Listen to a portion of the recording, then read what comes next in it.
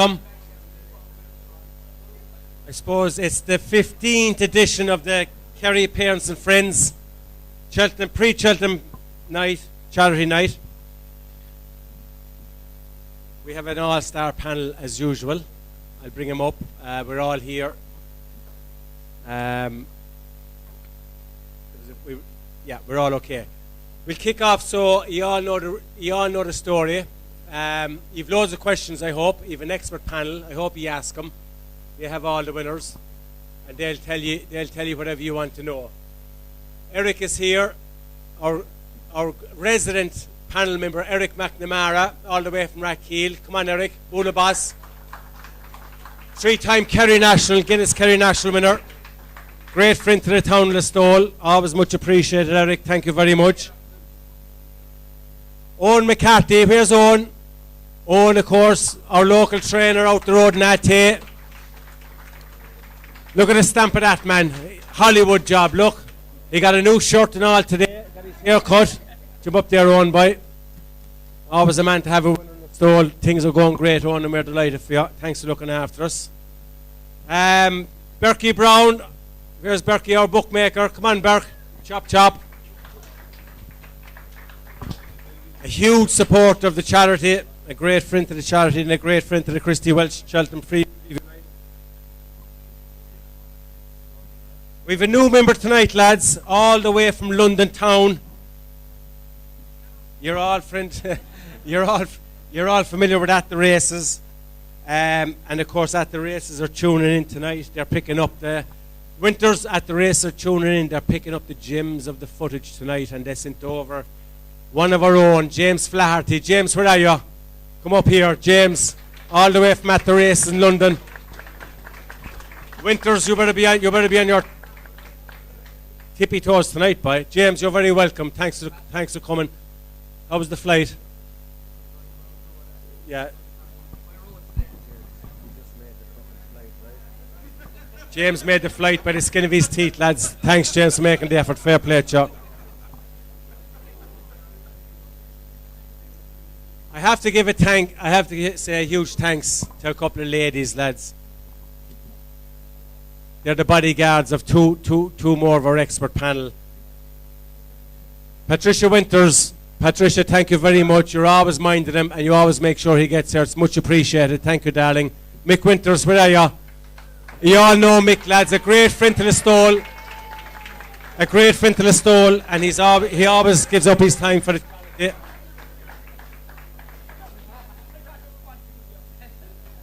When we give out passports for Listowel town, Mick will get a passport. Thanks, Mick, you're welcome. And thanks, Patricia, for driving and looking after him. Thank you. And of course, we also have a jockey. We always have a jockey. His glasses.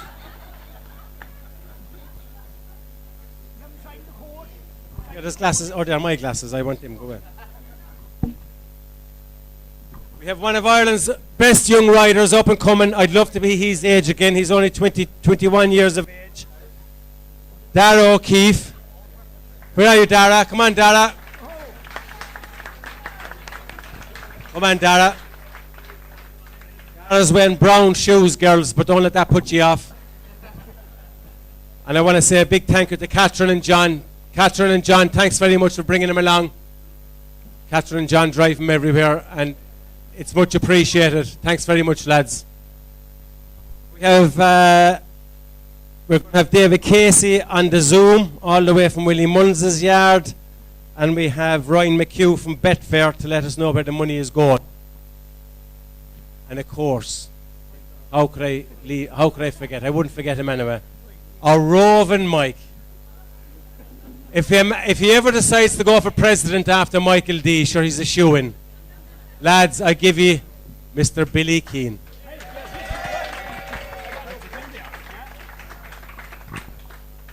Billy, you're in good form, you are. I'm in great form.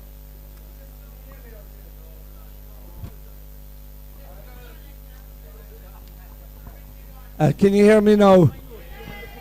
Before we start, I just want to welcome all the women here, especially. As you notice, I'm wearing pink because today is International Women's Day.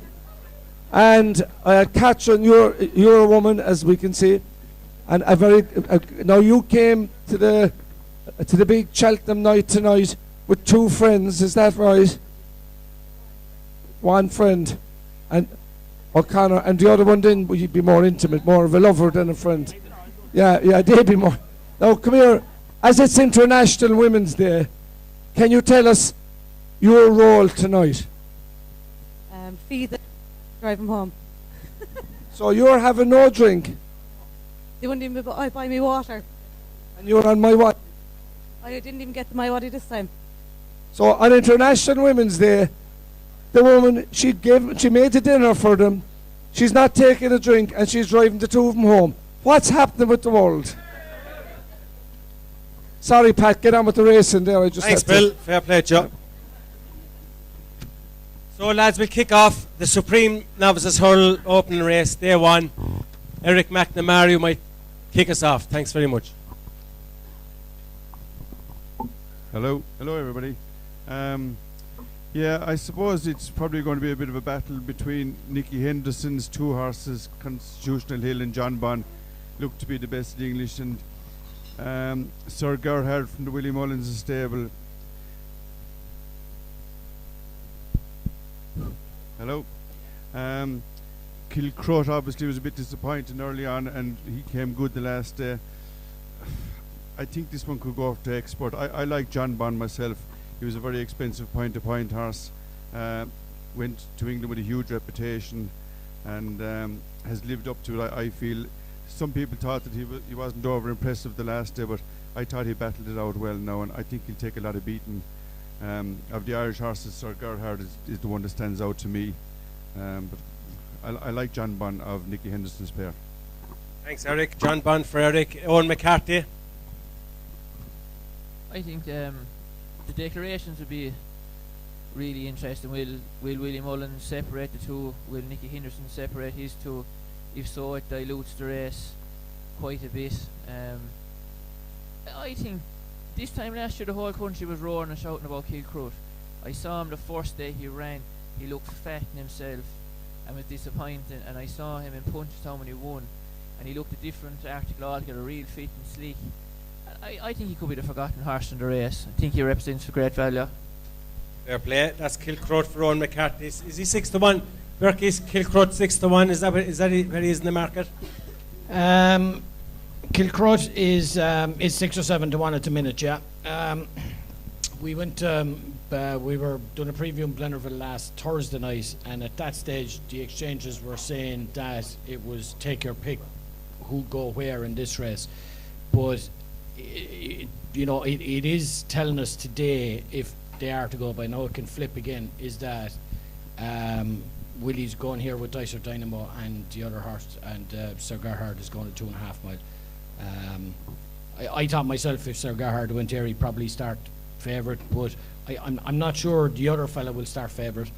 I think if the Dicer Dynamo goes here, I think Constitution will start favourite. Berkey, what do you fancy in the race? It's probably the race of the meeting. It's the race I'm most looking forward to seeing anyway. I just like I think you can make a case for 3. I think you can definitely make a case for 4. I'm not discounting Kilcrot now. Like you can get, I'm definitely not discounting Kilcrot. It's a race to savour for me. I have no strong opinion. I wouldn't put anyone off. I do think at this stage it'll be Dicer Dynamo for this and Sir Gerhard. James? Yeah, I'd agree with what Berkey said there. I think the exchanges today definitely they're almost compulsive viewing at the moment, the exchanges, especially with Willie's string. I'm pot committed a little bit in this race. When Constitution Hill won his maiden, my Saturday routine, I basically spend the Saturday on the couch watching the race, and it takes a lot to get me off the couch. That fella, when he won his maiden, it got me off the couch. He got me running for the laptop to see what was I after seeing there. Maybe it was because I didn't know about him before he won his maiden, but I was really, really impressed. He won the Tolworth impressively. My concern is that he hasn't really had a race, even though he's won a Grade 1. But But I'm very happy with the way the exchanges are going. I'd be more afraid of Sir Gerhard. I think he'd definitely go off favourite for the race. I'd be afraid of Dysart Dynamo. And speaking of Kilcrut, I actually had a saver on him a few weeks ago when he was a price. He was 16 to 1. I thought it was huge. He's probably still the value of the race if you can get. I think there's even bigger than 6 to 1 around the place. But for me, until he's beaten, I'll be with Constitution Hill. Fair play, Cher, thanks. Now, Mick Winters.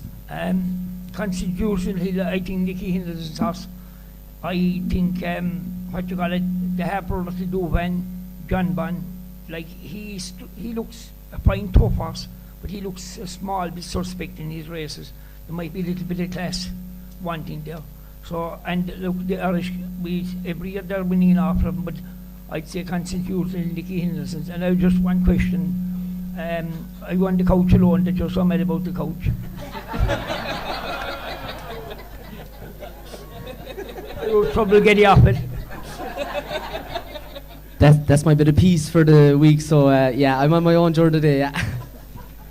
Tell me, Michael, do you ever, yourself and herself, did you ever sit down on the couch and maybe hold hands and have a bit of a cuddle? There'd be a dog or two between us.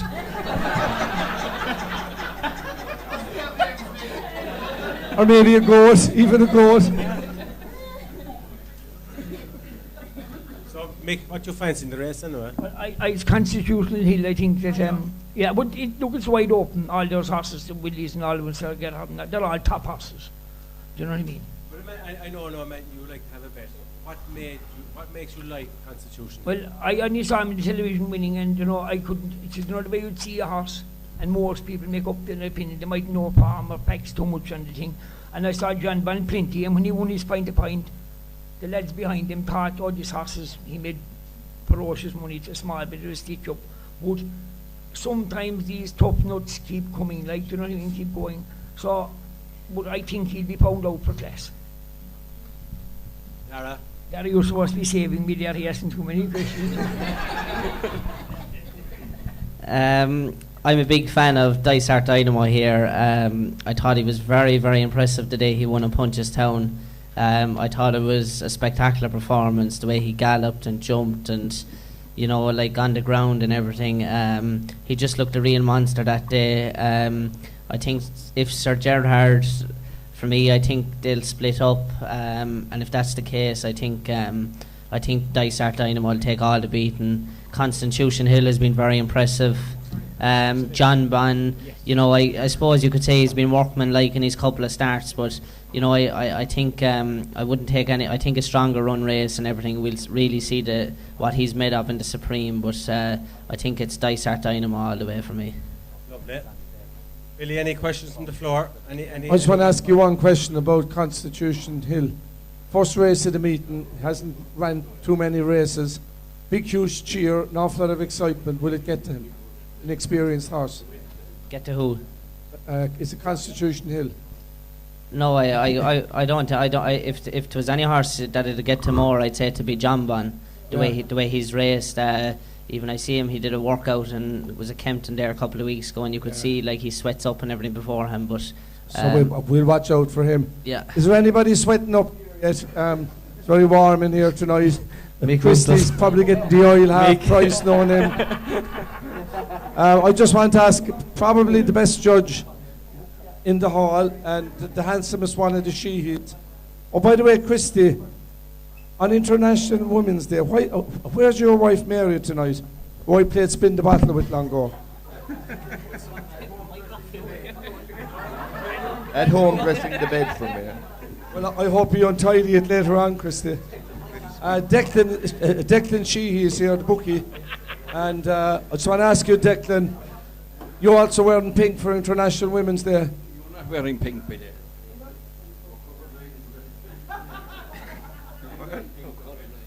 Come here, Declan. There's a big lineup up there. They all know their stuff, or do they? Is that why yourself and Berkey are cleaning up at the moment through dogs, horses, and everything else? I do think that Berkey brings back year after year.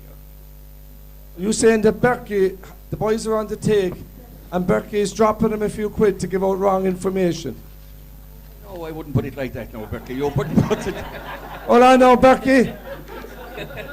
All right, Pat, keep on going. I have to investigate further. Come on, fair play to you, Bill. Okay, folks, the Arkle Chase. James, kick us off with the Arkle Chase. What's your thoughts, please? Yeah, not a race I wanted to kick us off on, really, to be honest. Not of all the grade ones during the week, it's probably the one I have the least opinion on, to be honest. You know, Appreciate It was rerouted. Fernie Hollow was rerouted. You're talking about, they were the two fancied ones throughout the year. I'm not saying these are second rate now, but none of them really screams a grade one horse to me. If it was anywhere else, I was quite taken by Edwardstone when he won the first day in Warwick. I actually mentioned him at the time, and I probably should have backed him because he was 25-1. But I'm not sure about Cheltenham for him. I think if it was anywhere else, I'd fancy him. His record at the track leaves a little bit to be desired. Now, he's better over fences, fair enough. He was very keen over hurdles. But I don't know, for me, this is not a race that I really want to be having a bet on. If I was pushed, I'd probably be with Gordon's mare Riviere de Tel. Something at a price, maybe Magic Days, even a 12-1, another mare. Not a race, like I say, I have a very strong opinion on. It's wide open, you may even have an upset in something like this, but I find it hard to split them. I know the Irish Arkle winners, the Irish Arkle race has produced 10 of the last 13 Irish winners, but you look at it and you're kind of thinking, you could make a case for saying Sam reversing the form, you could make a case for Riviere de Tel reversing the form, Blue Lord won it, Hot and Calour fell. That doesn't really tell you too much. For me, it's a very, very tentative selection to Riviere de Tel. Come on, James. Darragh O'Keefe. Yeah, I'd look, Edwardstone. He definitely looks the best of the English. You know, especially at that trip and everything. Look, there's not a whole lot between Blue Lord and Riviere de Tel. I thought Blue Lord was definitely the lucky winner the last day. I thought the mare, you know, if she didn't overreach the last, she probably would have won. She's obviously getting the weight allowance off the two, Edwardstone and Blue Lord again, and you know, I think Saint Sam is very interesting. You know, the gallop he went in Leopardstown the last day, he missed a couple of fences, and you know, he was only about 4 lengths behind Riviere de Tel and Blue Lord finishing. I think he's one that's open to more improvement than both Riviere de Tel and Blue Lord. And for me, I think a good each way bet in the race would be Magic Days if the ground. I think she's a mare that she handled the track last year. She had a good second. She was very impressive in Cork on her second chase starts this year. She probably underperformed a little bit on her third start, but I think this race has been in mind for her. And you know, Henry's obviously has a good record in it as well with mares and that. So I think she's an interesting runner at a price to have a good each way shout. Thanks, Darragh. So there you go, lads. Both James and Darragh fancy Magic Days each way. Owen McCarthy, what's your thoughts on the Arkle? I think it is well below Arkle. I think it's very ordinary. I think Edwardstone, I think he's a solid bet. He jumps, he travels, doesn't do a whole lot wrong. I think he'll win. I think Blue Lord is overrated. Interesting what Darragh, I think Course Sublime, he has formed there as a juvenile, and I think at a price he could be an each way bet. What would be the vibes in Henry's about him? Yeah, I suppose he was good. He was obviously very good the first day against Fernie Hollow, wasn't he? You know, I suppose like if you take that into regard, like if Fernie Hollow wasn't out for the season, he'd probably be favourite in this race. And Course Sublime obviously ran him. You know what I mean? There wasn't much between them in Punchestown that day. You could say he was a bit disappointing the next day in Leopardstown, but you know, he could only beat what he could in Gorn Park the last day. You know, they didn't go overly quick, and he quickened up well. But I think that I think he and he's another one that could have it. You know, say if the race is probably run to suit him as well. You know, because you're guaranteed there's going to be a lot of pace in the race. With Magic Days is one of those that likes to bowl along, and you know, the other mare Riviere de Tel. You know, we see how you know, she always nearly goes in the front as well. Saint Sam, you know, this race could go off at a good gallop, and it could suit something like Course Sublime, you know, that could be dropped in a bit. But yeah, I'd say it's a good each way bet. Eric? Yeah, I think Willie Mullins is very strongly represented with whatever he'll turn up with Blue Lord and CL Denage that was very good in Punchestown the last day. Edwardstown definitely looks the best of the English. He's after winning his last 3. He's a solid horse, but I don't know, is he a real top Arkle horse? The horse I like in it is Hot End Colours. He won in Leopardstown at Christmas, and he fell there at the last meeting, and I think he could be the forgotten horse. He's a very, very classy horse. Does jump really well, even though he fell the last day. I'd like him now, and I believe that he's working out of his skin at the moment. Hot End Colours. Okay, thanks. That's Willie Mullins' horse, Hot on Colours, and he's quoted at 6-1. Berkey Brown? I took a chance with Saint Sam here just before the Dublin Racing Festival. Fernie Hollow came out. Look, he's after shortening up. He was beat about 4 lengths the last day by Blue Lord and Revere de Tel, but he just made too many mistakes. I don't know, does he jump well enough? But if he puts in, you know, a good round of jumping, I still think he's a big player in this race. I was surprised to see, looking back in this race, that we've 3 5-year-olds. Revere de Tel is a 5-year-old, Hot Colour is a 5-year-old, and Saint Sam is a 5-year-old. And since they changed, since they took the weight allowance from the 5-year-olds in this race in 2007, the 5-year-olds are 0 from 13. So it's not good reading for the 5-year-olds. Even though I do think it's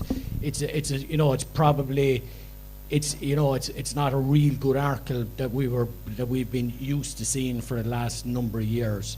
It's a negative against him. I've not lost hope now. I just, like you were saying, they did go some clip that day, and he made a few mistakes, and that was it. If he makes mistakes, he won't win. But I just think if this fella gets away and he's and doesn't make mistakes, I think he's a squeak. Saint Sam for me. Thanks, Burke. Mick Winters, we have each of the panel members given a different horse in this. What's your thoughts on the Arkle, please? Well, I wouldn't know an awful lot, and I might be bluffing away as best I can, but the day in Mallow, Magic Days, we had CSGO running, and I said to the jockey, I said, take her down to the first 2, and see what happens from there. We couldn't go within an ass's roll of her. Like, you know what I mean? The race is over as regards competition between them. So I'd be just hoping that, and £7 mare's allowance in the race, I'd be saying, and as you said about the 5-year-olds and everything else, I'd be just taking a chance, but she loads the class. And that's a big thing in those races. Loads the class, Mick. Billy, the floor. Anyone wants to ask any questions of the panel?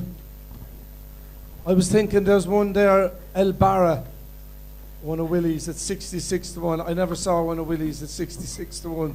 Dara O'Keefe, El Barra, any chance? Dara doesn't even want to talk about it, Billy. That's your answer. Move on, Billy.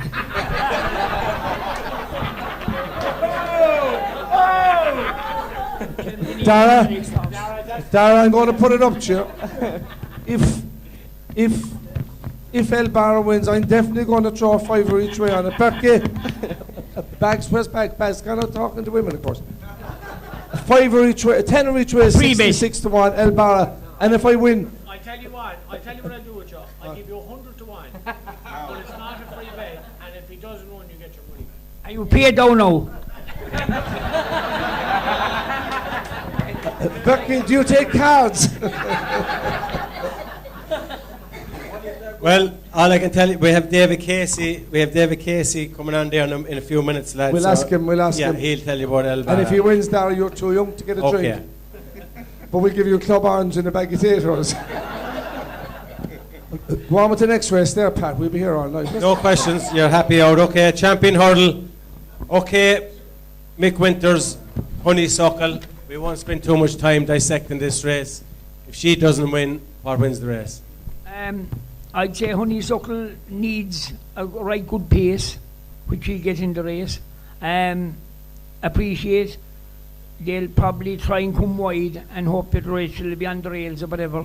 And if Rachel did go to the front too soon, the mare could get beaten. Like, she has plenty of class, she's not showing as much as last year. And there's always a time when a new champion comes up. They were saying that Willie and them were happy enough not to upset the apple cart the last time, that they were waiting for Cheltenham. So I'd say the tactics, that Honeysuckle will be up there with the pace, and Rachel would nearly might have to cross over if Appreciate on the other side, and Appreciate great each way bellow regardless. Man, okay, Appreciate for Mick Winters each way, folks. One McCarthy. I thought people were saying that Honeysuckle was good the last day. For me, I thought she was disappointing. I know she quick and well turning in, but from the back of the last of the line, she was peddling in my eyes. I think she's a champion that's there to be had. Appreciates time in the Supreme last year sure was outstanding. He won 24 lengths in the Bride, was a second slower than her. I know they're raving about him in Willies from what I've heard. I think he'll win it, and it'd be interesting what noises Nicky Henderson starts to make close to the time. If he starts roaring and shouting about Epitant, she could probably be in each way bet in the race, if the vibes were right from 7 barrows. Okay, fair play, Joan. Eric Mag. I was expecting to be the only person on the panel that would have thought that Honeysuckle could get beat, because I do fancy Appreciate it. But as I say, I thought I would be the only person on the panel, and probably one of the few people in the room that would think that Honeysuckle would get beat. But I fancy him. I think that Willie has kept him for the race. I believe he's working very, very well.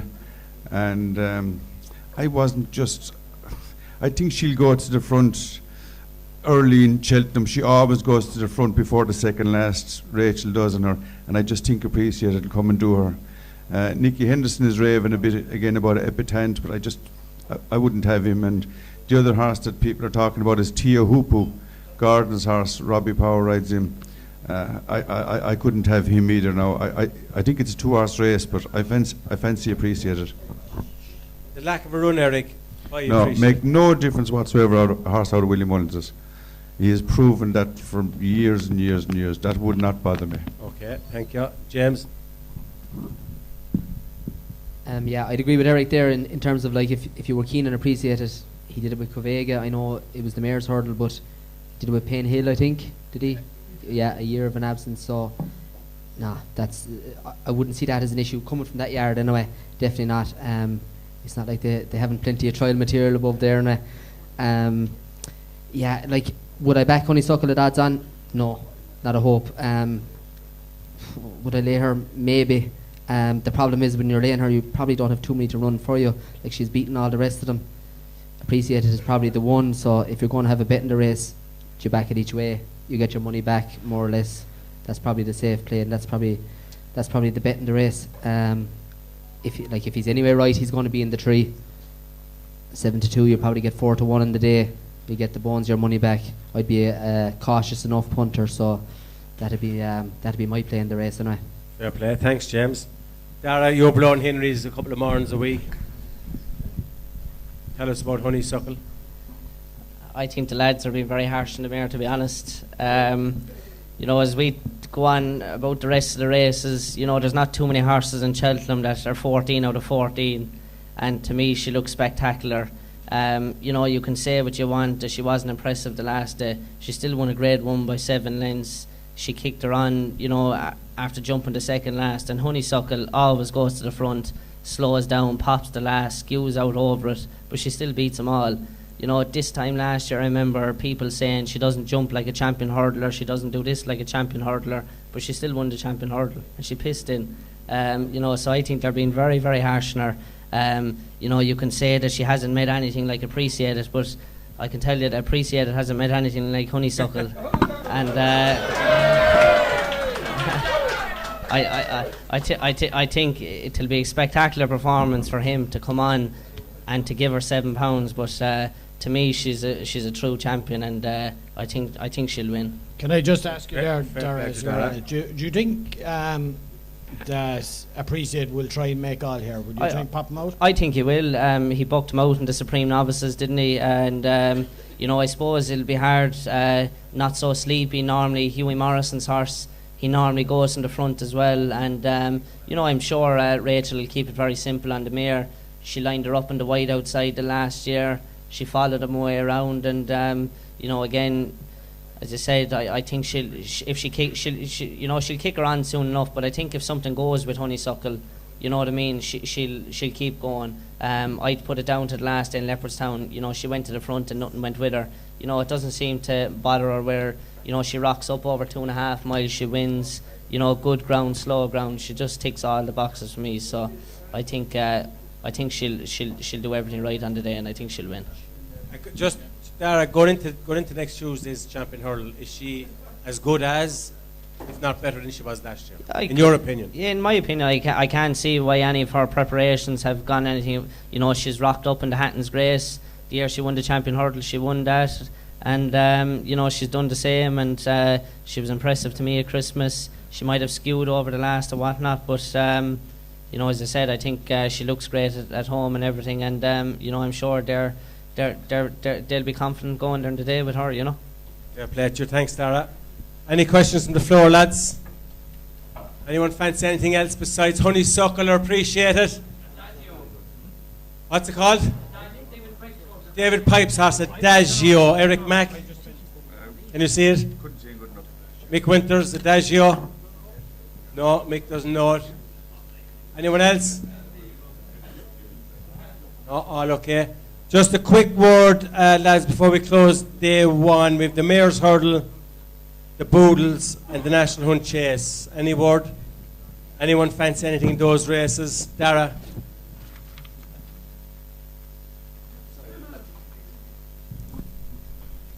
I like Vanillier and the National Hunt Chase. I think Vanillier in the National Hunt Chase, Gavin Cromwell's horse. Gavin Cromwell's horse, yeah, he obviously won the Albert Bartlett there last year. I think Derek O'Connor is going riding him. I think the trip and everything will suit him. You know, he'll have plenty class over that trip, and you know, he's a horse that, you know, you could say he's probably a little bit disappointing over fences. But I think that you know, even when he won the Albert Bartlett last year, he was coming there off a very poor run in Leopardstown, and he's the right man on board for them races, and I could see him run the big race.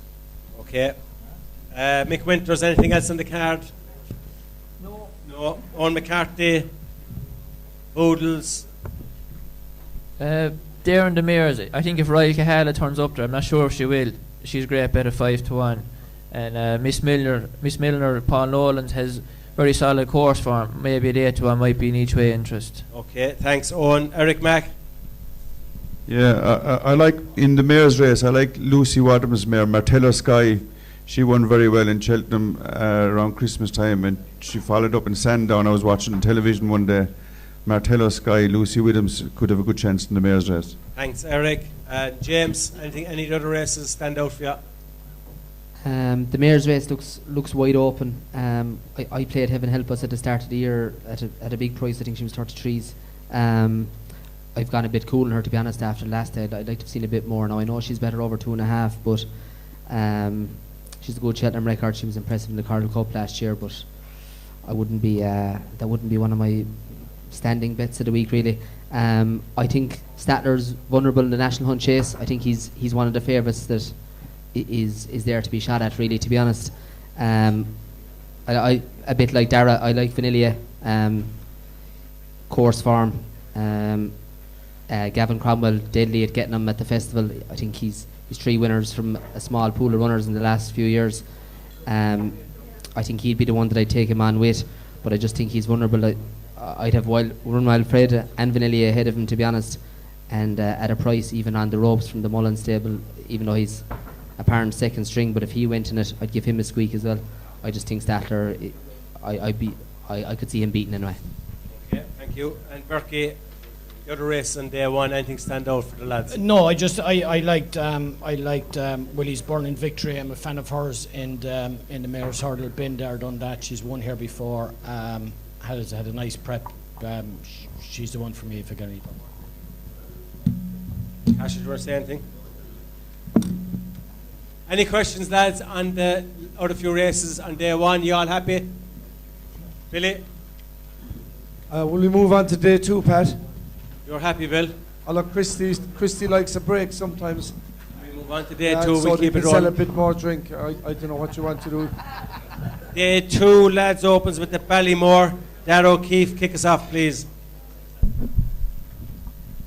Yeah, sure. Look, the Ballymore could, I suppose, this could cut up a little bit. You know, because you've Sir Gerard, Dysart Dynamo, Constitution Hill.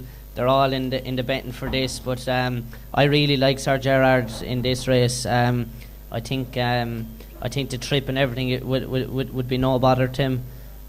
You know, I suppose, and you've Ginto Gordon's horse. You know, again, you could say he's been workmanlike in his last couple of starts, but he's been getting the job done. But horse, I think, will put up a much better performance here. His Journey with Me, Henry de Bromwith's horse. I thought he was very good in beating Kilcrut and Manella Crooner in Leopardstown, and you know, he's you know, you could say the last day was probably a bit disappointing, but I take no notice the way that race was ran. I thought it was very steadily run, and you know, he's a big galloping horse, and you know, Connections obviously won it last year, so I'm a fan of Journey with Me. I think you'll see a much better horse in a stronger run race here. Thanks, Dara. Journey with Me, 9-2. Eric Mack? Yeah, I think the Irish are way stronger than the English in this race. It depends on what Willie produces, whether Dysart Dynamo that's after winning 4 out of 4. You know, he looks a seriously good horse. Sir Gerhard, I think Henry would have a huge job in his hands to replicate what he done last year, but I think Journey with Me has a really good chance. I'm glad to see that Dara still fancies him. He's a real chance here. He was very, very good in Leopardstown the last day, very good in Naas. He'll take a lot of beating. Gordon's horse, Ginto, has been very good as well. He won a couple in Navan there earlier on the year. He looks very impressive. It's between the 3 big Irish trainers, I think, and very hard to pick. Depending on what Willie runs, it probably will start favourite. Okay, thanks, Eric. Owen McCarthy. I think this race is tailor-made for Sir Gerhard. He'll jump better, he'll travel all the way, he wins if he lines up. I couldn't see past him. Okay, thanks, Owen. Mick Winters. I'd like to see we said Trevor Hemmings passed away this year, and he was a good to a lot of locals and things, and Hillcrest, he's what he buys, a huge big horse. Look, the Irish should probably win it, and I'd say if you ran into the place, it would be nice. You do spend many an evening with Mr. Hemmings, got Lord Mercer and below in the vintage, you did? Well, I tell you what you call it. He was only in the Arab 2 weeks before he passed away, and he was talking to my young fella about Preston, I think, is his soccer team, and he looked at CS Gold, and he said, "You have another horse." So I said, "That fella will probably be buried here." I said, "Miro, like he was windsucking and somebody else, and you know, he might still win a race, but he'd be a great man." We had a mare one time. He was eating the vintage, and we called the mare Rare Vintage, and the fella in the vintage paid for the sponsored the name. Yeah. And the mare won the race, and we got over and whatever, and we got the 8.5 acres of Mr. Hemmings, and it's going back to our place now. Hopefully, in the next few months, we go back to the present owners. Oh, very good. Eli Lilly Kate Jarvie. No, he was a great man. But a great man for Great man. like the local nun. She'd have he sent her on a couple of jerseys, soccer jerseys. I know what she'd do. Maybe she'd find something for him. But anyway, but he'd be great. He'd be very good. The soccer club, we say anything else, small, little, you know what I mean, great charities. And we say the charitable crowd, he had Trabolgan, and I'd say 3 weeks, there were 600 or 800, maybe all families, everything laid on from below. So a great man, you know, an awful lot of money and everything else, 1.6 billion, what he's asked for, both a humble man and a great man. You ever get a ride in the helicopter? I did. I did. I don't like that question, Pat. I. Billy, I call him Billy. Sorry, Mike. No, it's Billy, did you ever get a ride with the pink shop done?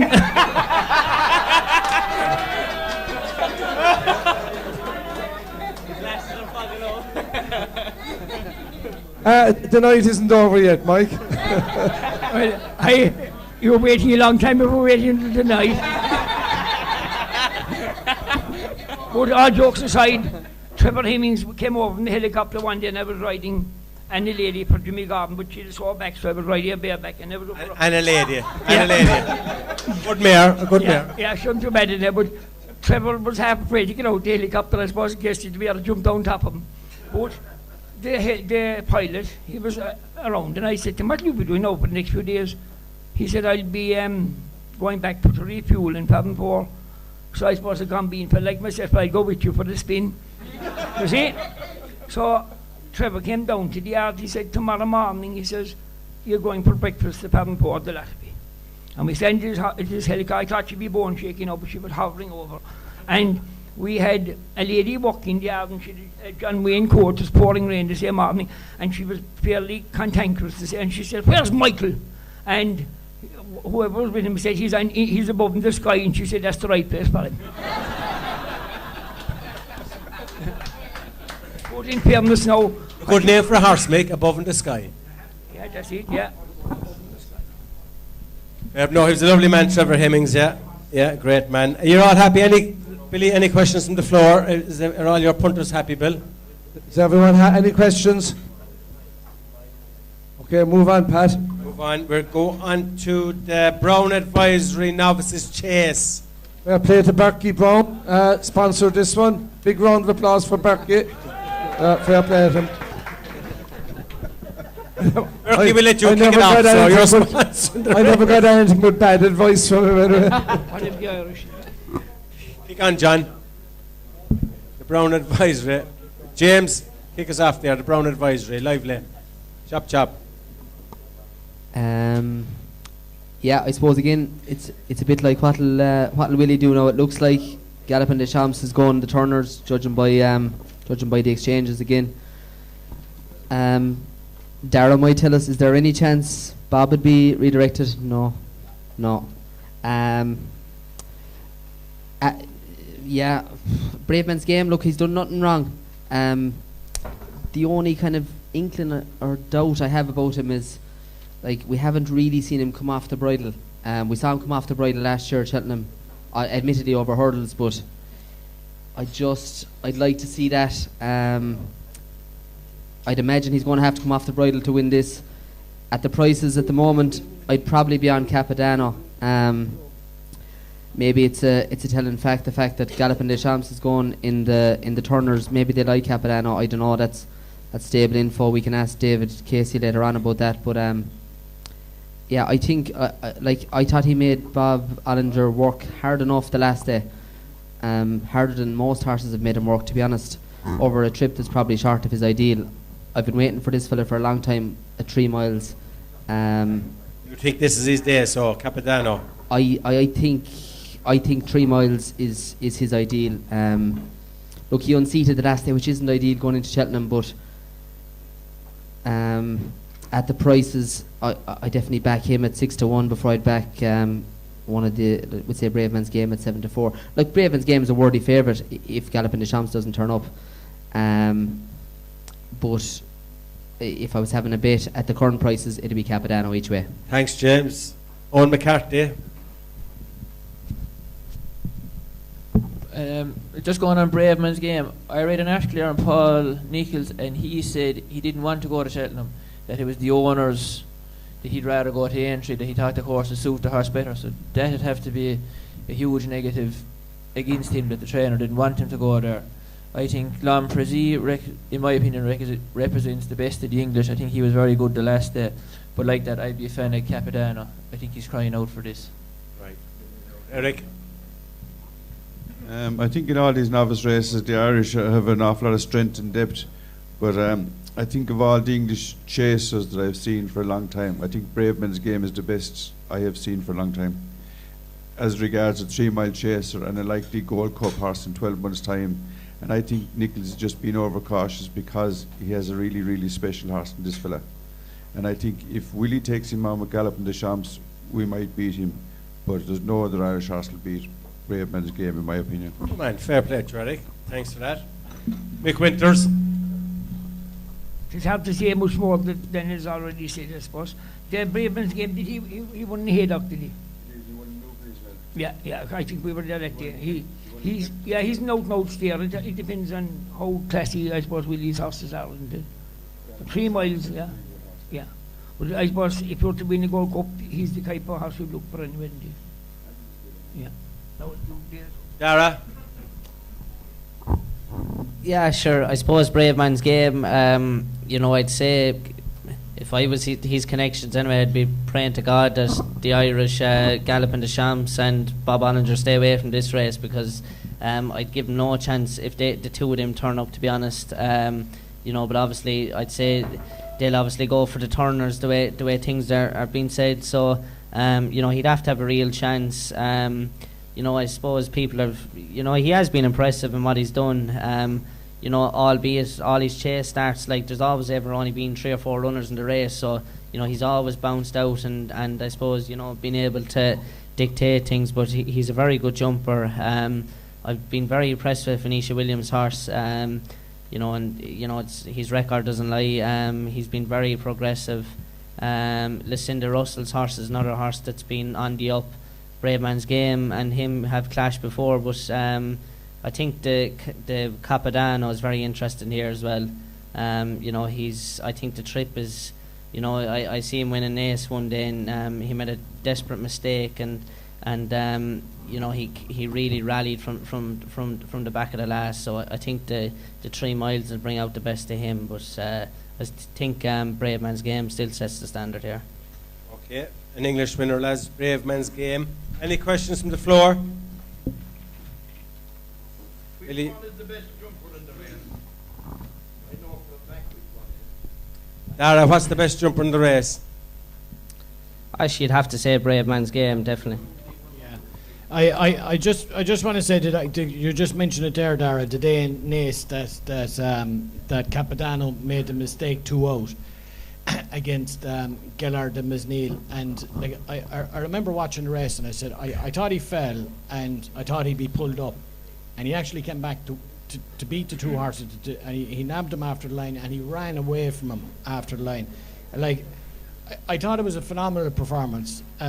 He came out the next day and he was beaten 4.5 lengths by Bob Ollinger, and he did tip up the last step, but like, be under no illusions now, this is a fair horse, and I think it is relevant that Willie is going for the other race with Gallop and the Champs, and like, this is Willie's horse in this race. The minute Gallop and the Champs gets 100% nominated for the other race, Capadano won't be 6-1, so no, I won't be 6 or 7. Okay, did you take note of that, girls? Capadano won't be 6-1. Just on that, Pat, if I can just step in, one of the lads mentioned Braveman's Game there. If he's beaten, you'll get a prize for the King George next year. Back him for the King George. You'll get 8-10-1. He is Nichols's King George horse. He cannot wait to run him in the King George.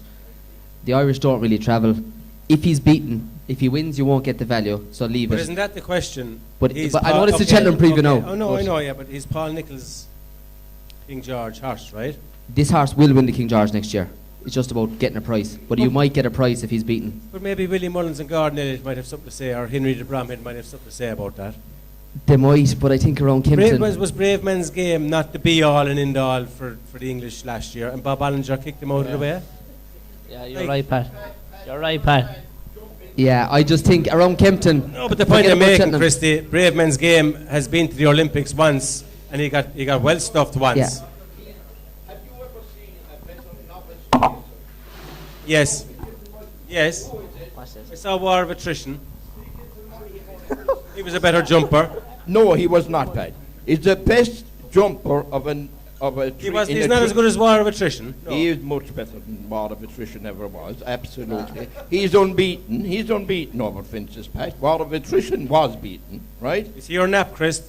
Not necessarily, but it's just as I say, novice chasers are they're very hard to come by.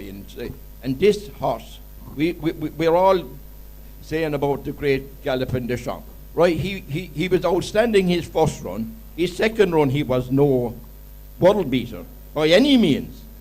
And the way that I see the panel and everybody judging so far, it's very Irish oriented, right? Very much so. I know Eric McNamara. Eric Mack. I'm sorry. Eric Mack, put him up. No, hello. Oh, sorry, but I'm saying over all the 6 races already.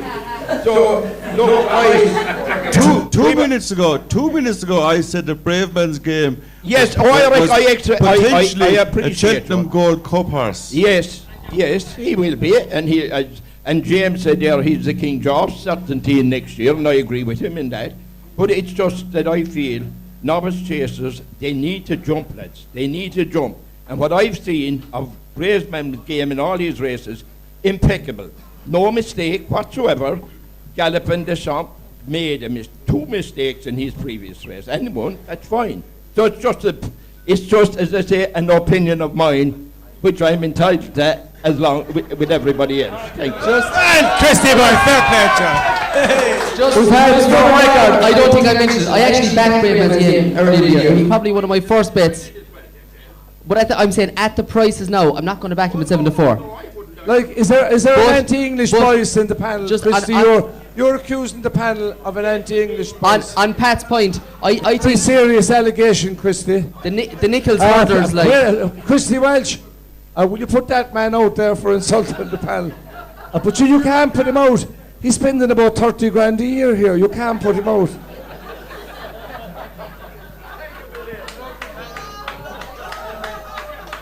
Boodley Boo, thanks as ever for your contribution. Fair play, John.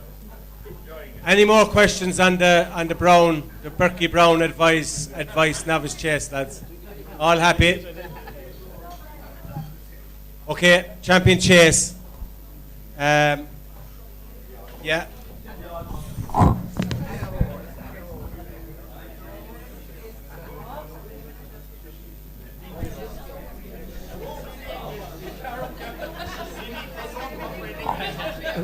Champion chase. Okay, James Lively, chop, what wins? Surely go for an English horse here. well, look. we better give an English. We're a big fan of the English here. Shishkin's a great price. No, look, Shishkin will probably win. He's the most likely winner. Right, look, this is about giving advice and betting advice or whatever. If I was to play in the race, I would say before Shakin Poursois kind of did the run at Leopardstown, after Ascot, I'd have said there was too much price difference between the two. To be honest, I didn't think it was 4-6, 7-2. I still don't. I don't know if there's Betfair punters here, if you're on the exchange, but to me, Sneaky Boo's a Betfair punter. Yeah, you back Energamine and you lay it at half the price, and you're definitely going to get out, because Shishkin's going to hit his flat spot. He's going to have his moment where he's not. Look, he hits the line unbelievably well. He did brilliantly to win the last day, and everyone's saying Cheltenham's a stiffer track and this, that, and the other. But the old course at Cheltenham, lads, I'd rather be ahead than behind. I don't think it's as clear cut as everybody's saying, and the English are hyping him to the last because he's their great white hope. I wouldn't rule it out that the Irish could turn him over. Look, Shakin, you don't know what you're going to get, and he's not really a punting angle from that point of view. But look, if anyone's on Betfair, I'd be saying back Energamine and lay it back at half the price. You'll cover your stake. Really, you'd probably lay it at evens and you'd probably double your money. That'd be my play in the race. But Shishkin is definitely the most likely winner, but to me he's too short. There was only Linton at the last day. If you stop the race at the distance the champion chase be run at, Energamine was a length up, and Cheltenham, you can fill them up coming down the hill. I've never ridden there now, and Darryl will probably tell you more, but it does favour horses that are front runners in the old course. I'd give us a squeak in this, but at the same time, I'd definitely be laying and running. Yeah, thanks, James. Dara, are we English biased or Irish biased, or what do you think? Yeah, look, I think Shiskin definitely, he sets the standards, by all means, he's, I think it was one of the best races I've ever watched, Shiskin and Organem the last day. I thought it was spectacular. The gallop they went, the two horses, like in Organem, he was jumping brilliant.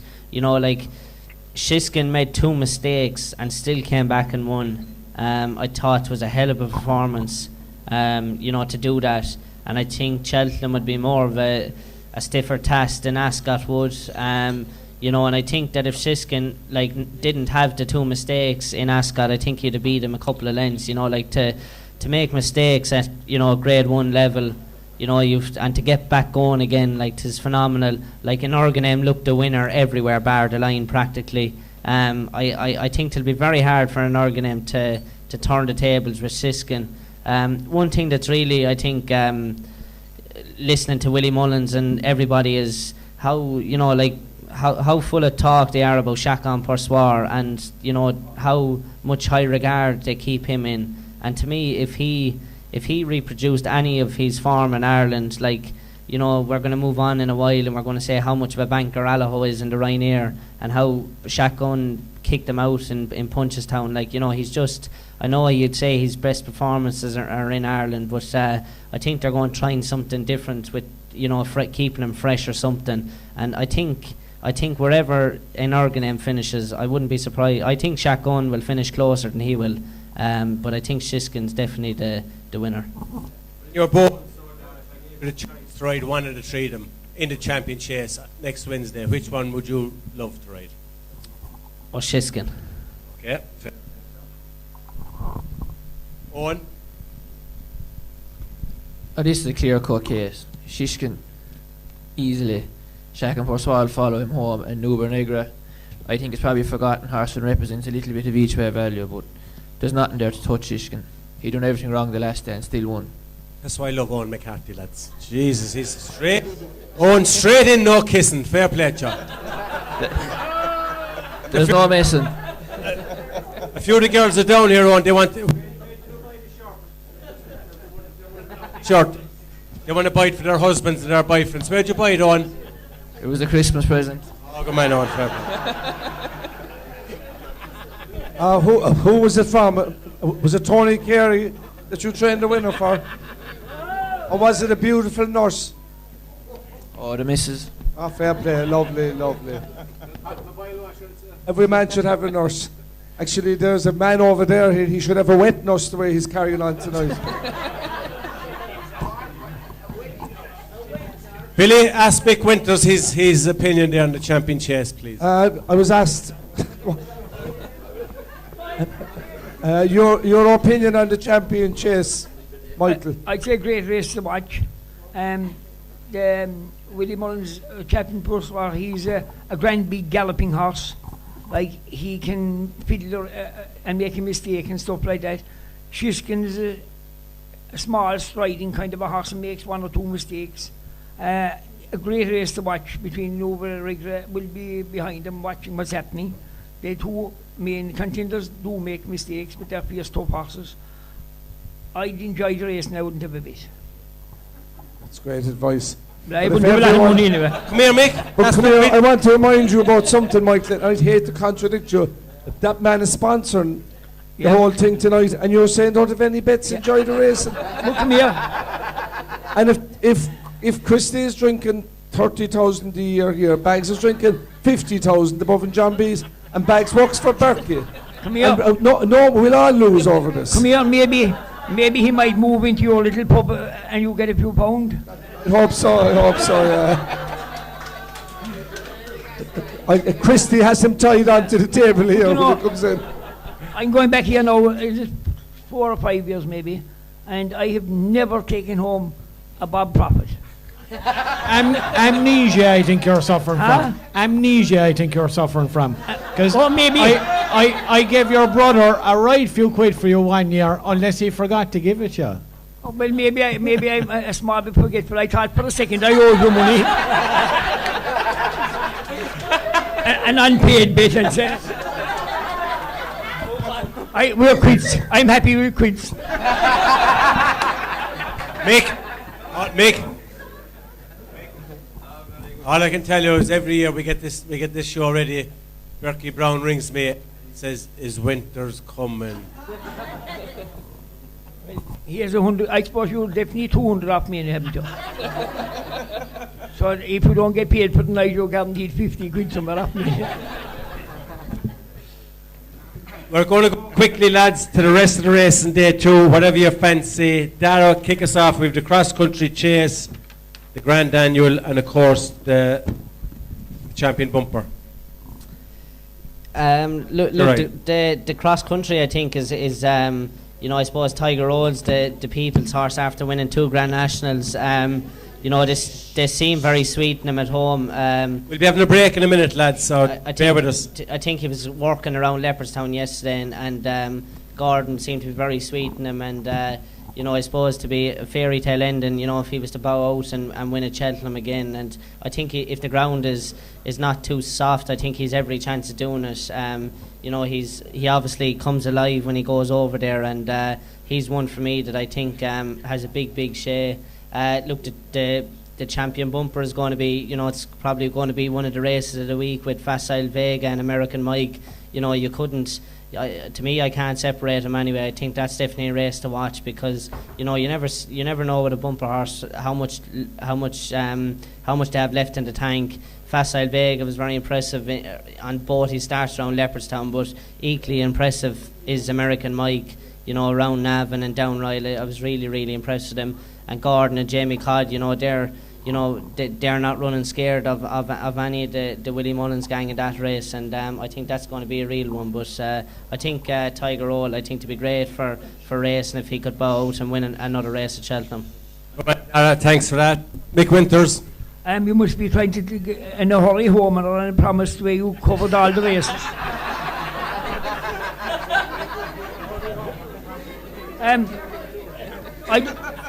I don't see Tiger Roll down there in the cross country down at all. Yeah, some mistake. I suppose, look. You got the same one as me, Mick. Oh, come on. Yeah. Yeah. So, yeah, he's 7-4. You know, yeah. A horse that. What about Shady Operator? Yeah, he looked good during the summer. He did, but it's a different ball game around Punchestown. Yeah.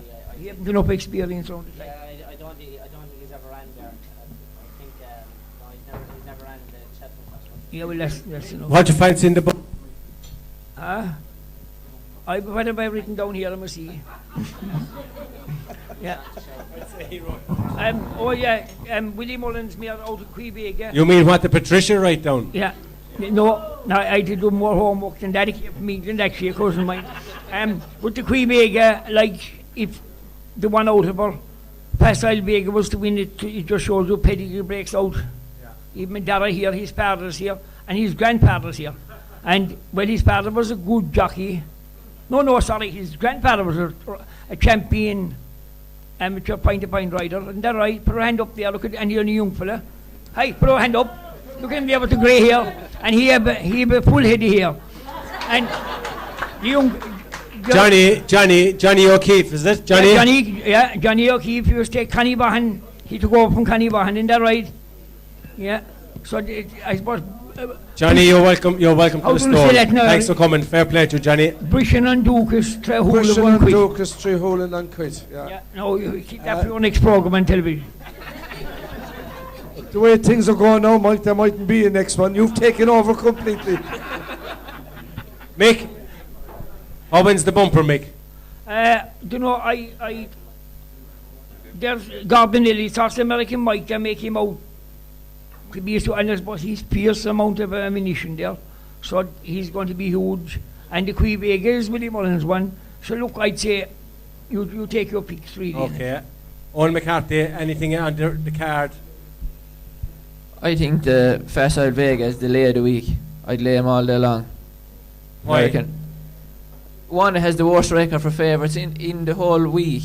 Leopardstown, way different to Cheltenham. Undulating, he's a big striding, lovely horse. Huge engine. Think he'll get caught in trouble. Don't think he'll like the track. Jamie Codd doesn't talk up horses for sport. He's a real straight person. The last time he tipped up a horse was Lebeek.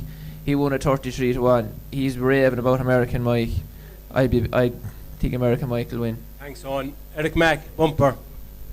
Yeah, I find it hard to get away from Festival Vega. It's rare, even when you see Willie Billy. Has Owen got a point now what Owen said about Festival Vega? No, I don't agree with him. Okay. Well, why don't you say that and come on?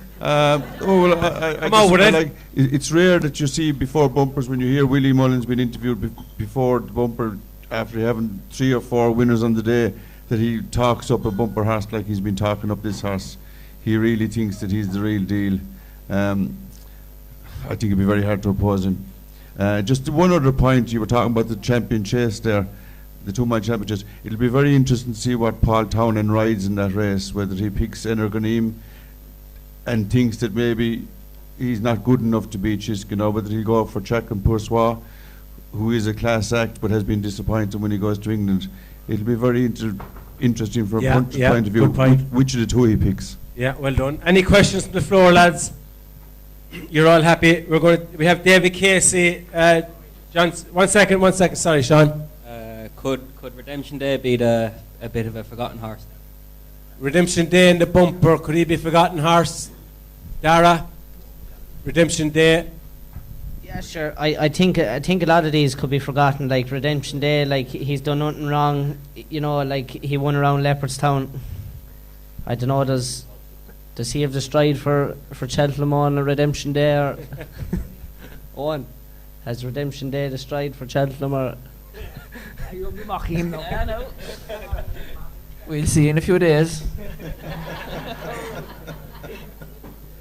What about James's Gate? Another could be superstar. Actually, James's Gate. Tommy Kwan is here tonight. Where's Tommy? Tommy organised the Cheltenham Preview Night in Blennerville the other night. Thanks, Tommy. You had a great night, a great charity.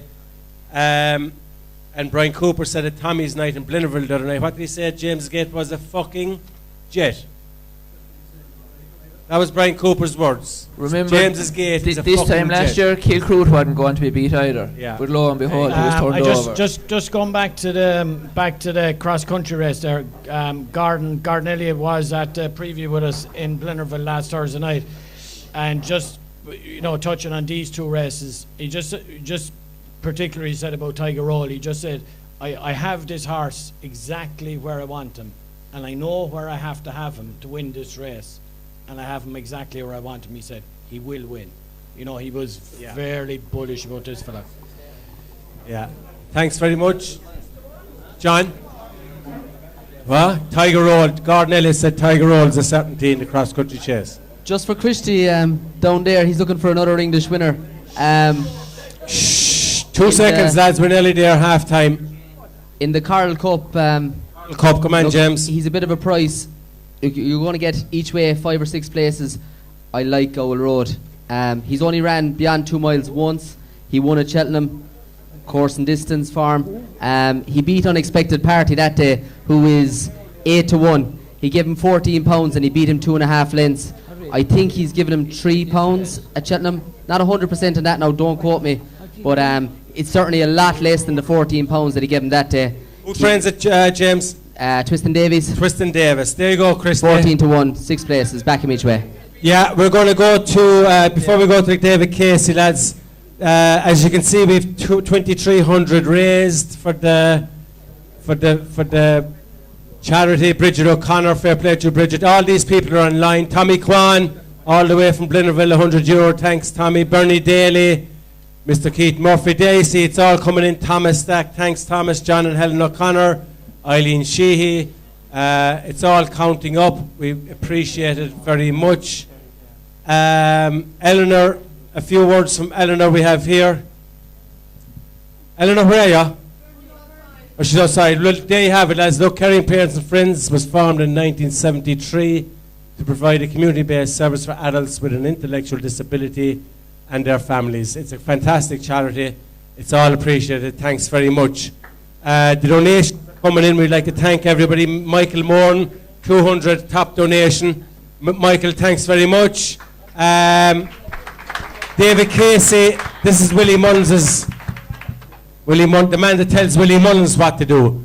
Willie Mullins doesn't tell David Casey what to do. David Casey tells Willie what to do. We have David on. Christy, have we David organised? If you want to be quiet, go and get yourselves a drink, but listen to what David has to say. Where is he, Chris? Christy's organising. Technology is great, isn't it?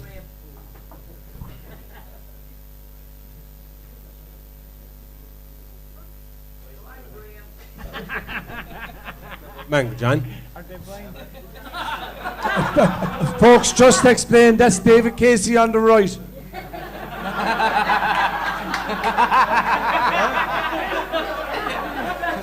Very good. Hang on, we get the sound.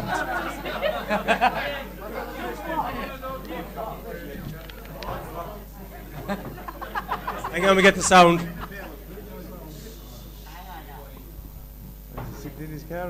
It looks like Casey's in a helicopter. I hope he gets on as well as you did, Michael. Christy's breaking himself laughing about Casey must be hilarious. Well said, Christy. Fair play to you. We're trying to get there because Casey is worth listening to, lads, as we know.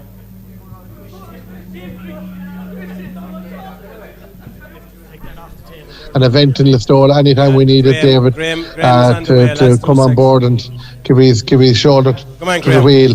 David was always fun wanting. Loves Listowel himself. He'd tell you that. He tells an awful lot of his friends about Listowel and all that. So I'm delighted to the panel here tonight, and so David's going to do a quick summary of day 1 and day 2, do maybe the championship races, and then just give a quick resume of other runners that they might have on each day, and then we'll take a break, and then we'll come back after that and we'll tear into David again then, and with day 3 and day 4 finishing with the Gold Cup day and all that. So David, you're very welcome to the Christie's Cheltenham preview night again tonight, all in aid of the Kerry parents and friends. Thanks very much for joining us again tonight, David. No bother, Christy, always welcome. Very good. I presume crazy time for you on the run up. 1 week today is the kick-off in Prestbury Park. You're all looking forward to it? Yeah, I can't wait. Like it's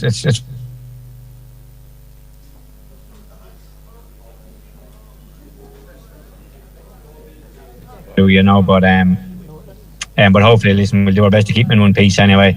They all seem to be in good form, so can't wait to get back. Obviously, with crowds back there this year, it's going to be special again.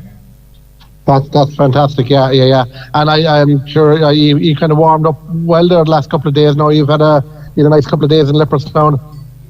Yeah, we had a couple of good winners, 4 winners on Monday and a couple on the day before, I think. So well. So it's touch wood, the team seem to be in good form, so if we can keep it that way for another 10 days or so. That's a great sign, that's a great sign. I think there's a rude health among the Irish horses at the moment. A lot of the trainers going over there in very good form. So listen, David, the 2 big ones on day 1 really is the 3 big ones. The first one is the race that everybody seems to be talking about. You asked 5 different people and they'd give you 5 different winners at the first race.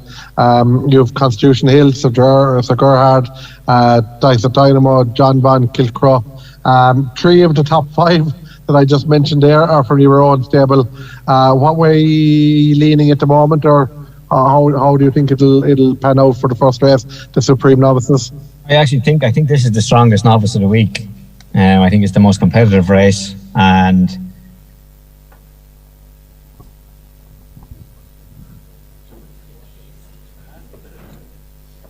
on Tuesday that England won't be 3-1 in ahead. Like, they've obviously got a strong hand in this. Edwardstone is favoured in the Arkle. Listen, Honeysuckle will win the champion hurdle, but then the ultimate, God knows what's going to win the ultimate, so it's not beyond the best possible. But we're going to run a couple. At the moment, it's undecided whether Dice or Diamond or Sir Gerhard will run. I think definitely only one of them will run. One will go towards the Ballymore, and we'll also run Kilcrut. El Fabiola will probably run. and we could also run either Stateman or Bring On the Night.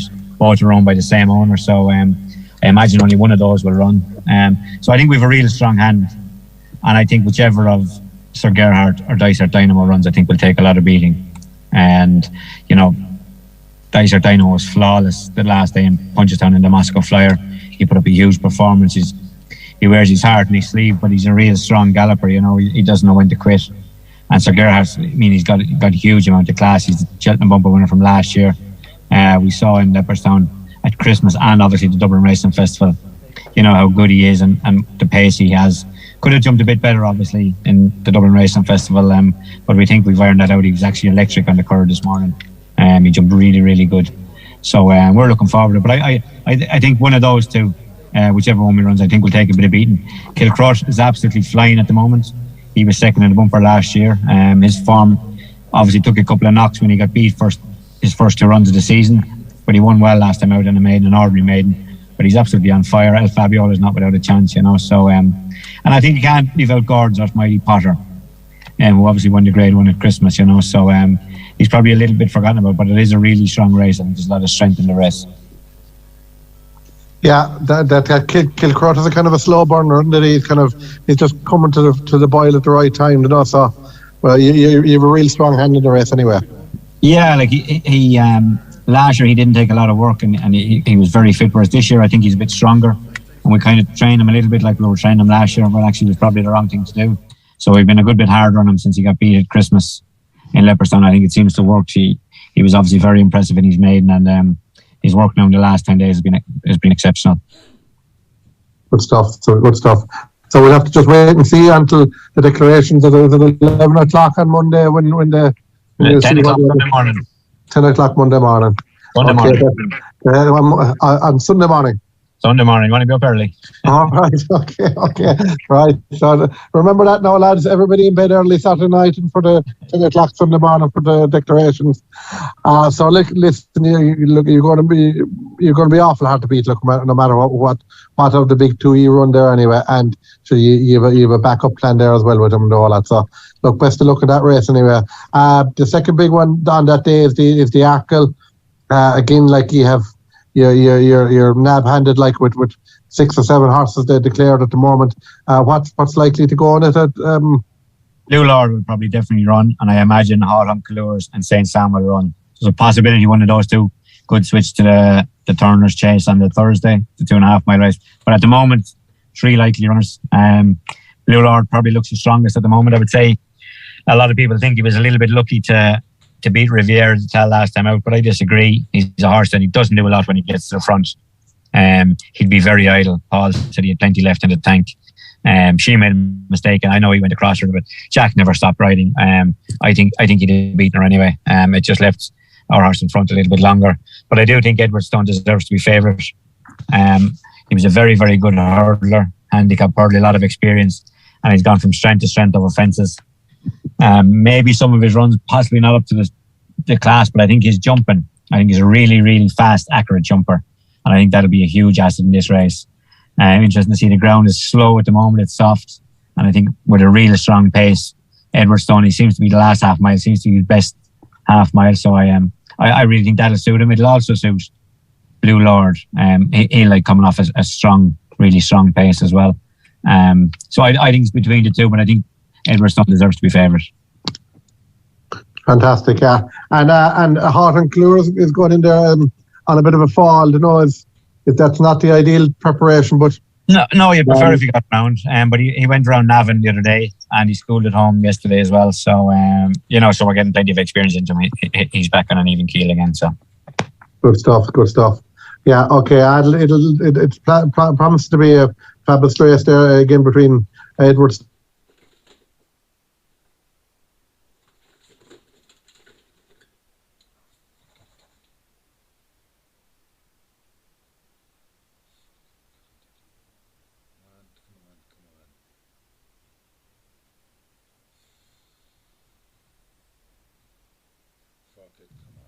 Right, okay. Good save. Anyway, be perfect for the week, I'd say, yeah. Okay. Yeah. Listen, we'll drive on to the big one. So on the first day, the champion hurdle, you have Honeysuckle to beat. the darts you're throwing at it are appreciated. Probably, I don't know, what else do you have in it? Maybe we've only two in it appreciated in St. Roy. St. Roy, yeah. Listen, it's going to be very difficult to beat Honeysuckle. It's hard to beat her when you're on song and you've had a good season. But appreciate it going there off his first run. It's going to be a huge task. He's in brilliant form. Worked really well this morning. He's very, very fit, and his work has been very, very good. But still, I think it's going to be a proper task. I mean, she's just a sensational mare. She finds a way to win every day.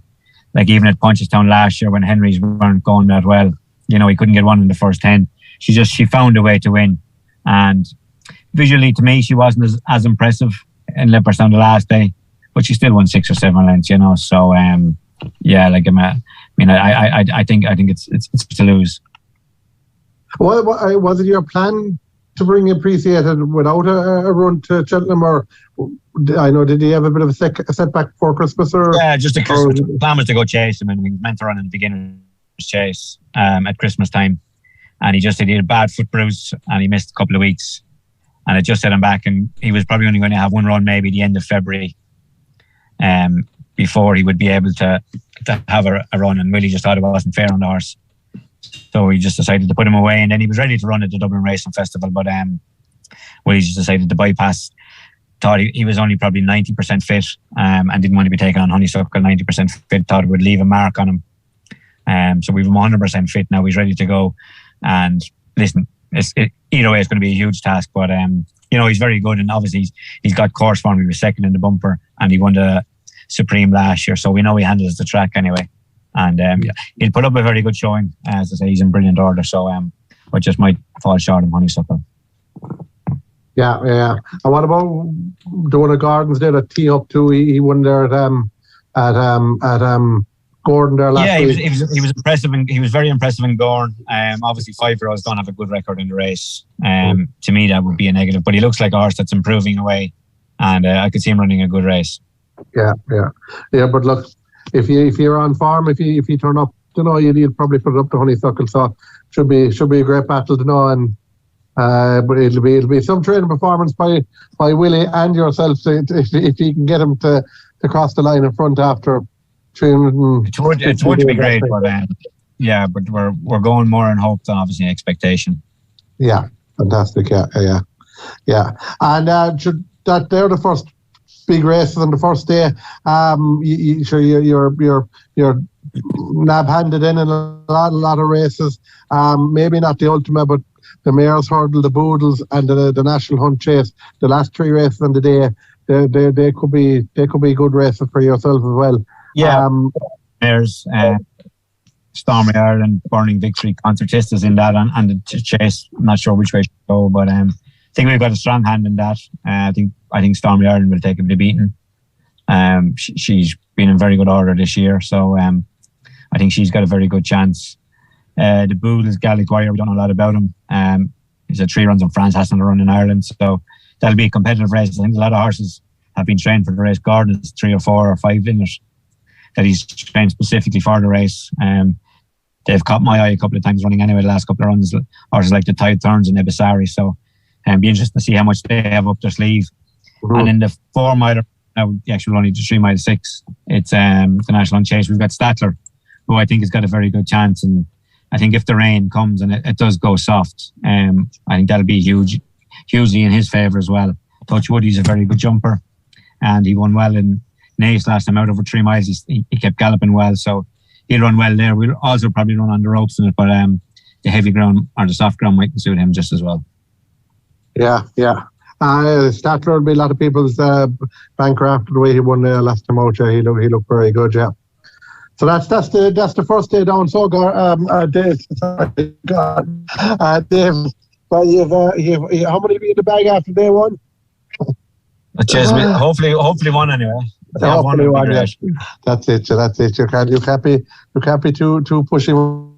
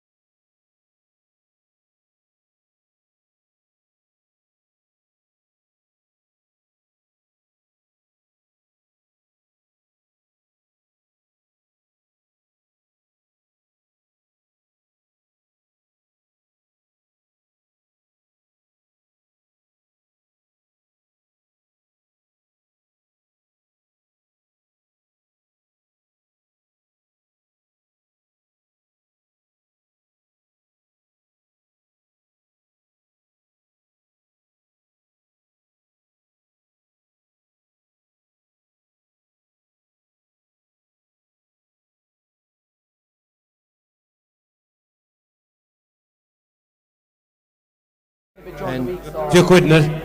I did a few each ways. Came in that morning, come in for a bit of deli for a few slices of beef. And I said, I go up down to Ladbrokes. I said, let's see what price the horse is. The horse was 50 to 1. I thought the horse would be 10 to 1. So I said, 25 each way, I wouldn't have 50 each way.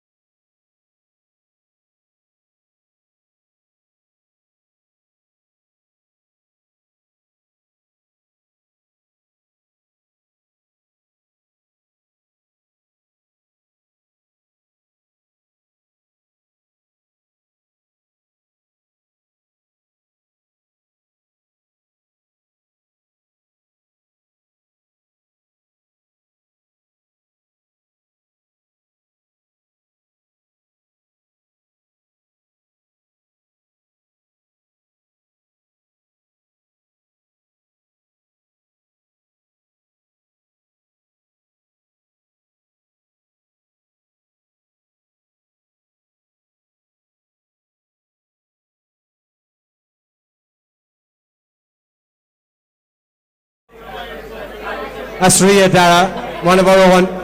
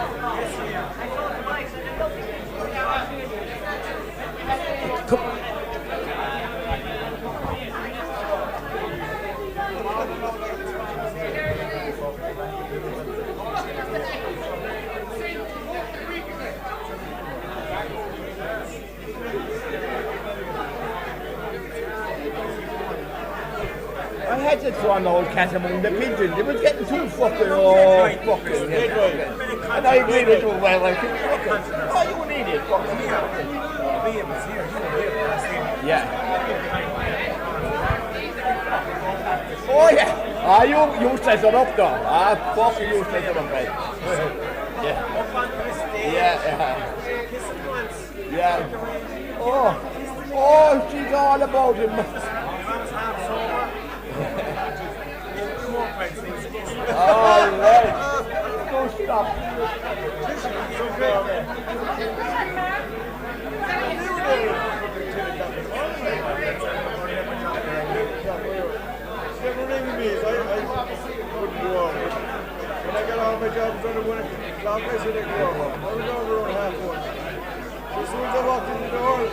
I said, I'm at tea, you are, and you are all up.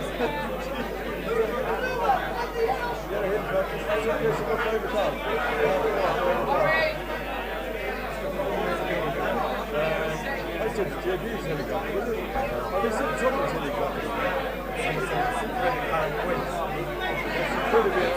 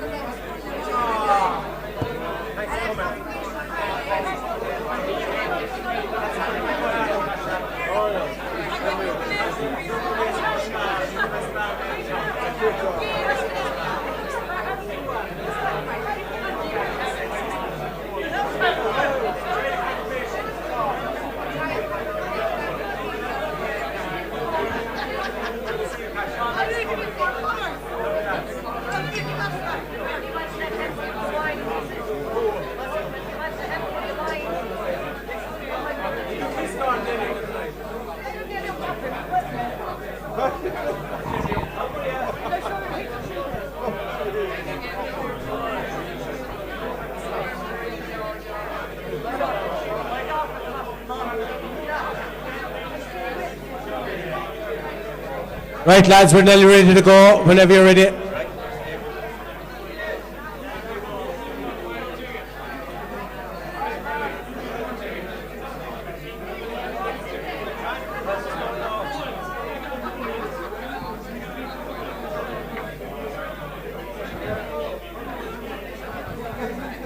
Fuck's sake, Rhea, come on.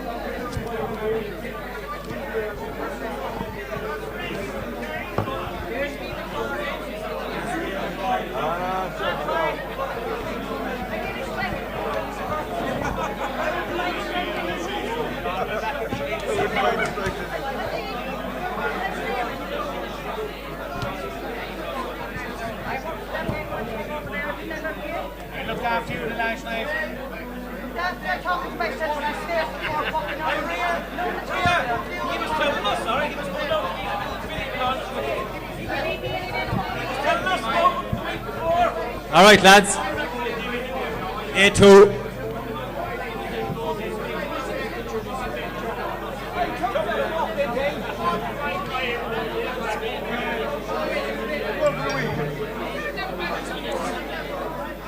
Got in. A2. Margaret, how are you going? The girls are selling them away, lads.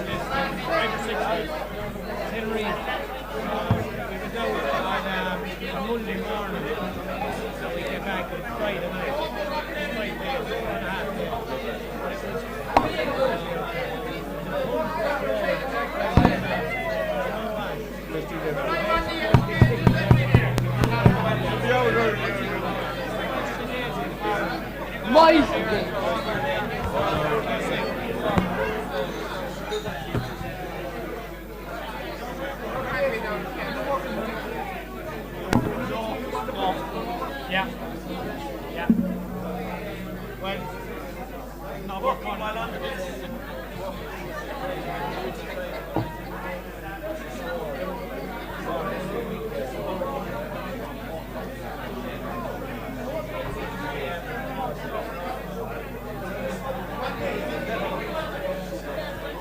Allen going to run in this race now, or what's he running?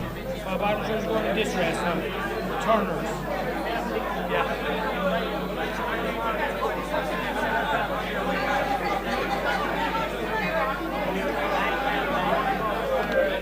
Alicia Williams has there, has this. The home busy, isn't he? They're saying he's going for the other race now, and what he was saying today. He's going to duck these two. He's stage 3 wins. Okay. I don't know, but you can fucking... You can back him with fucking 25-1 for this race today. Huh? You can back him with 25-1 for this race today. With treasury and bonus in the other way. If you want to have races, you go for take on these 2 ones.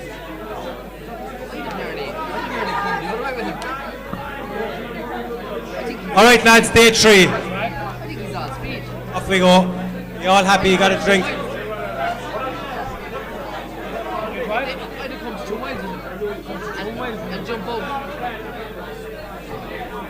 Like he them all cooked the last day. 2.5. But they're all going to be gone out of it, so. Yeah. You know, They're all going to It's a match. It's a match. It'll end up. It'll be about 5 in this, I'd say. The only one that you go on is Jungle Boogie. But he'll run in it. The rest of Day 3. Jungle Boogie, Mullins, is it? We'll kick off with No one take mine. There'll only be 5 owners in there.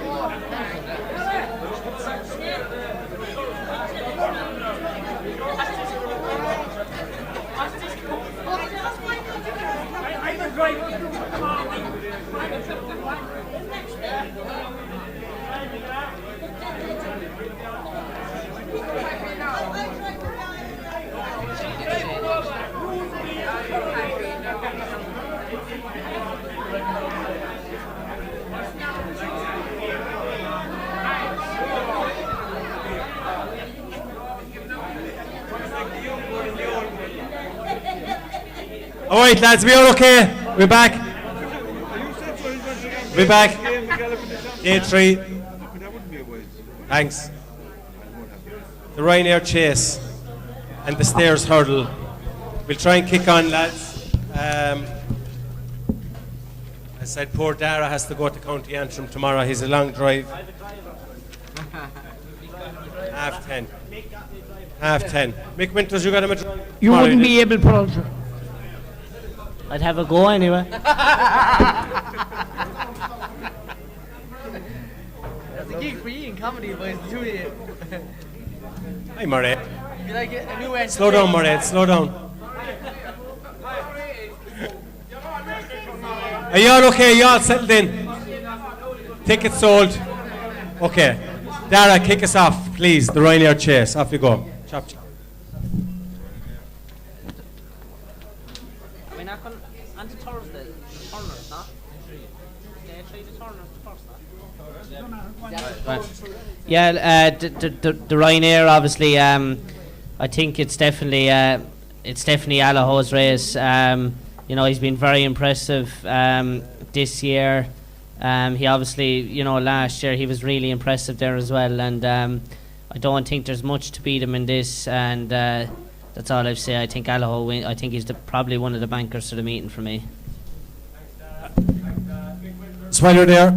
Yeah, I'd say a great race to watch again. There's loads of solid horses inside in it. Tornado Flyer, there now, he won the King George. I know something in here on the night. If you run the Gold Cup, yeah, but fuck it in here.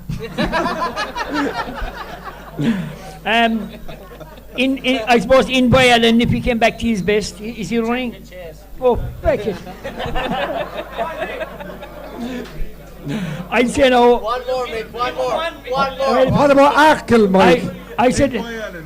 What about I have a few bob on Arkle? Well, One more go, she Yeah. said. Yeah. Owen is trying to bail me out. Look, I suppose Al probably he's the class horse inside me, but there'll be something has to go near him. Yeah, I think Esther Purlange, like, yeah, but come here. I know he's a great horse, Esther Purlange, didn't he? Gold Cup, I'd say, Mick. He great. Oh, fuck! I'll pass on. Come here. Darrell's looking for a lady to drive him up in the morning, so, ladies. The good news is you've 2 for the Gold Cup already, so. On McCarthy. The favourite won't be beat. Allaho wins in a canter. I like the Joshua Bryan horses in each way bet. Fakir Duraris, he's interesting. And we were doing one of these last week, and Andrew Mack was very sweet on Jandali as another each way player in this. Thanks, Owen. Janadine. Eric Mack, Allaho. Yeah, he looks a good thing. If you look at all the horses priced below him, there's none of them going to turn up. They all appear to be going for different races. Allaho for me. Berkey. Yeah, I think of all the short ones, I think that this will possibly be shorter. Opposed by Shan Blue, if Gordon gets his way, Conflated will go Gold Cup, and it won't be a big field. I think there could might be only 6, 7, 8 runners in it at most. I think he'd be very hard to beat. I think he'd be shorter than 4 to 5. James. Yeah, as Berkey said, look, barring a fall, this fella wins. 2.5 miles, he's just unbeatable, no matter where it is. Yeah, I agree with Owen. I think if you're in the betting without market, which is if you're not an odds-on player, I think Janadil is the value in that market at the moment. I'm not sure what's he without, Berkey. You don't know. Yeah, around 3 or 4 to 1. Yeah, Berkey will give you 6s if you want it. He's the value without, but Allaho, for anyone that's doing multiples during the week, stick him in all of them. He's going to win. He's going to win, okay. Any questions on the Ryanair, lads? Lads, I want to say a word to Ger Mulvihill. Ger is the Listowel Harvest Festival, Listowel Race Course. The word Ger, social media manager. When you're on Instagram, when you're on WhatsApp, what else are we on, Ger? We're on Twitter, we're on Facebook. All the social media platforms, and Ger looks after it all. He does a great job. Ger, tell everyone, password, because we have the Harvest Festival in, what date are we this year, Ger, kicking off? The 18th to the 24th of September this year. And of course, then, Pat, before that, we have our June meeting, 3-day meeting in June. The bank holiday weekend. But even if you look at Cheltenham there, Pat, there's some Cheltenham favourites or second favourites there that previously won in the stole, like Winged Leader for the Hunter's Chase, and also Tell Me Something Girl for the Mayor's Race, which it looks like Henry Bromhead probably is targeting. So if there could be a nice form boost there, there'd be no harm at all. And you know, even Manila Times, Pat, obviously won in the stole before winning the Ancient Grand Nationals. So we're lucky enough that it's good racing, and you're guaranteed a great week as well down here. So it's a breeding ground for champions. 100%, and the tickets are on sale even at the moment, Pat. So get in early, and sure, the more time in advance you book, the longer the anticipation as well. So, yeah. George, thanks very much. Keep up the good work. There you go, lads. The stairs hurdle. Okay, Dara, drive it on, please. The stairs hurdle.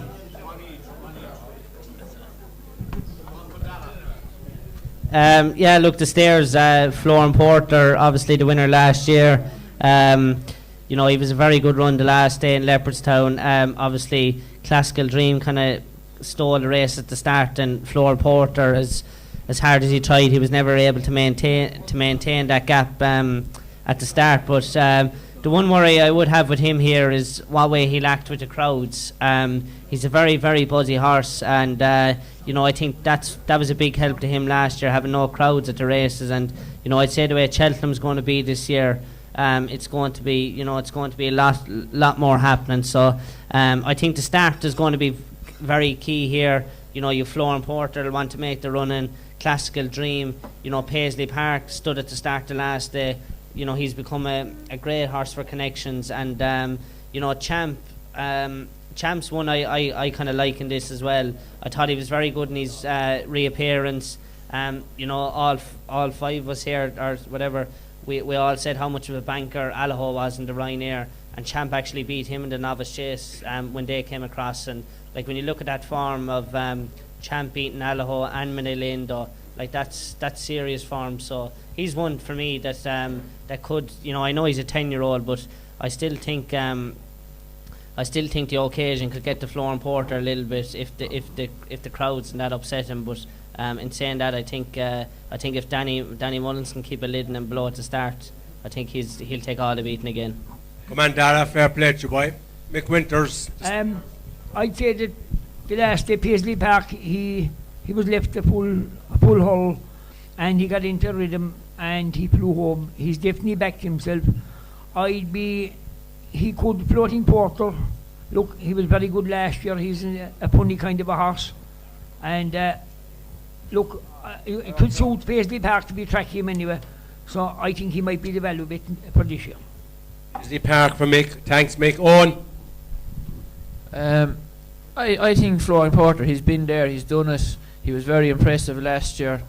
He hasn't done a whole lot wrong this year. I mean, like, you could argue Classical Dream, would he have beaten him, wouldn't he, with that whole saga at the start in Leopardstown, and he tipped up on his other start. I think he's probably a bit of value at that.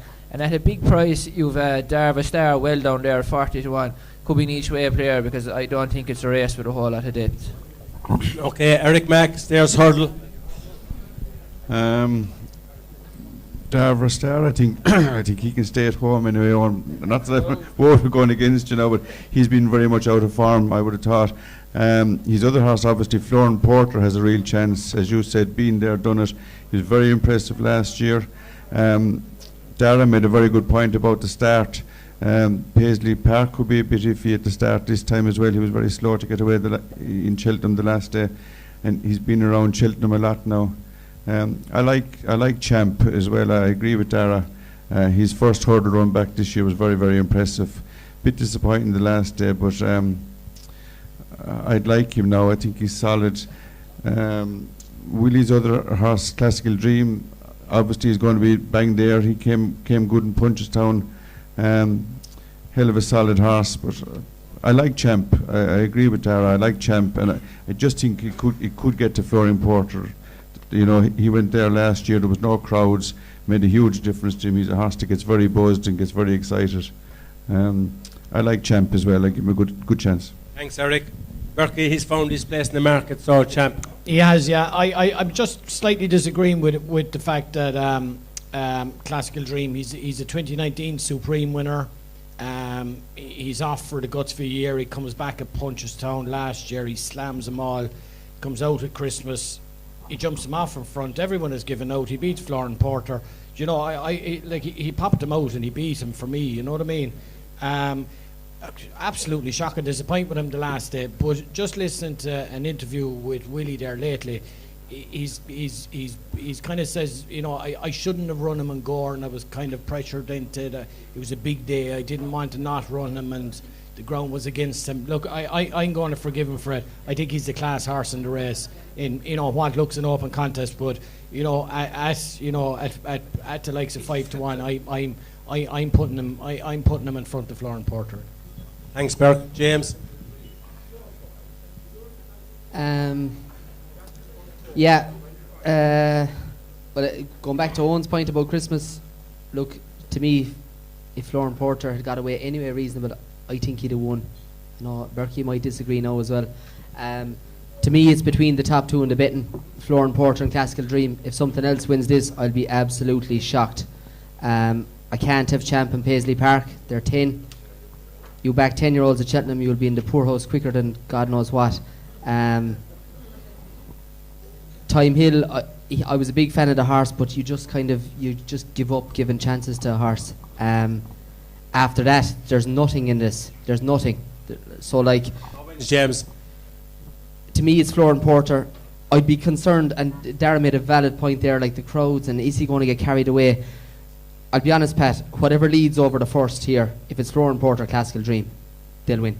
And that might seem... You give Champ no chance. I just can't. He's 10. No, that's fine. That's your fair play, Chuck. That's your opinion. From the floor, Billy, how are you getting on down the back there? I'm down in the Legends corner down here. The great a man I Councillor Dinstack. Councillor. Well, he likes informality. That was one of the reasons he got so many votes.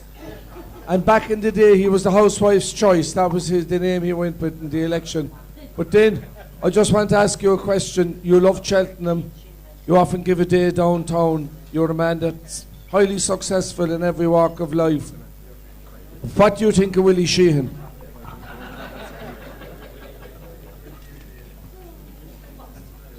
I think he had the wrong occupation in life. He should have been a horse trainer. He had many winners. If he was living in Kilkenny or Carlow in the good limestone land, he'd be able to breed horses and train them. I'd say he'd be very successful at that. But the most important thing, what he'd choose, he's happiest. And, that's very important in life. But the gas to the waste, just everybody is take it handy and you last the week, and you have a chance of coming out in front. We'll go heavy the first day or two. It could be a big minus, and the most important thing is to enjoy the week. Well done, Din. Well done. Great advice, Willie. Willie, you got a lovely tribute there from your friend and ally, and sometimes political opponent. But Willie, I heard it rumoured that you're not going to Cheltenham, that you're being saved for Aintree. Is that true? Oh, yeah, and I thank Dean for his comment, and I'm very thankful to him. I'd like to say the same thing about Dean. He's a great friend of mine back over the years, and we've good sessions together and good racing together. So that's we're looking forward to Cheltenham for the week around Listowel. Lovely, lovely. By the way, Gerard is also a fantastic sports journalist as well. Don't forget that either, as well as the social media manager. Is there anybody else wants to say a few words? Any of the women for International Women's Day? Girls? Oh, Mary? Yeah, we have. Yeah, I've outstanding badminton. Marina, look. Marina thinks it's Paddy's Day. See the thing about dressed in green. How can you miss the gorgeous Marina? You see the thing about Marina. You can miss the gorgeous Marina. Stand up. The thing about Marina Billy, is chop. Do your job now. No, hold on. It's like foreplay. Everything is a build-up to Marina. And as you all know, what's the Kerryman's definition of foreplay? Michael, where's Michael gone? Up there. Embarrassed. But Michael, what's the Kerryman's definition of foreplay? It's pull across the curtains. Say that again. The Kerryman's definition of foreplay. I heard that. It's pull across the curtains. I'm very slow. Right, you're in bed or on the sofa with the dogs and right. Patricia, and you're going at it, right? Right. So the Kerry man likes to go straight for goals. So his only foreplay is pull across the curtains, so no one can be looking in to make it romantic and a bit dark. Do you get it? No.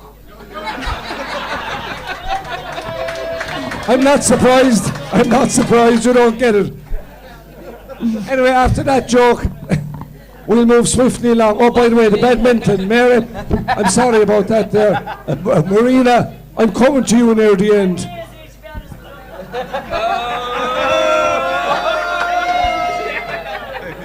Well, what about, will you, James Sheehan, you're a big badminton star. How's the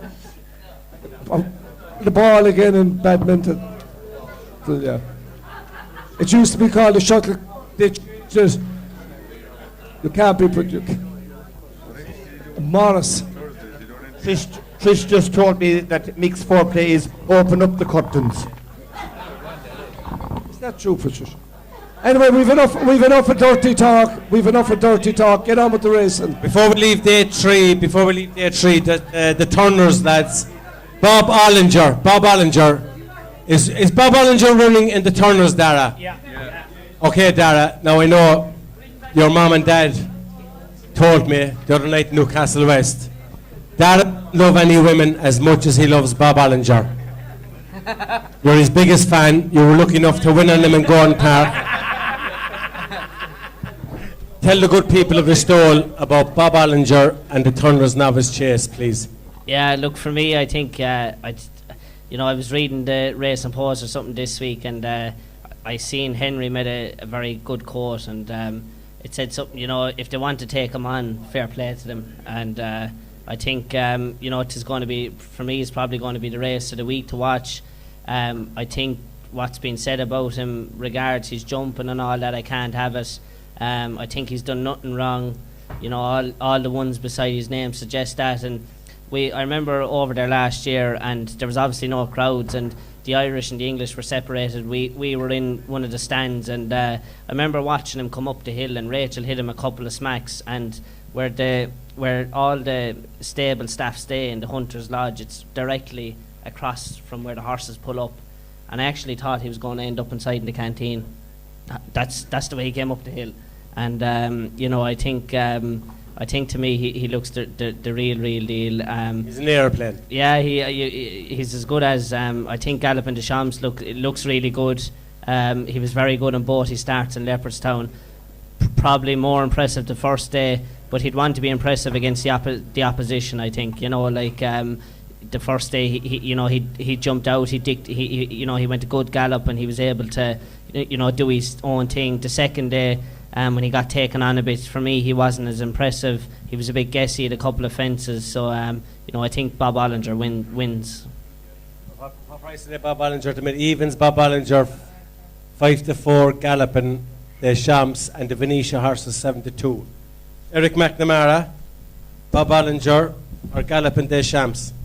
Well, I'd say Galloping the Shams won't run in it, and I think Lahore Prezier won't run it. They all seem to be avoiding this horse. He's the one horse that, in all the races, everyone seems to be avoiding. All those good novices seem to be going for the 3-miler, or they're going for the Arkle or whatever. To me, Bob Ollinger wins.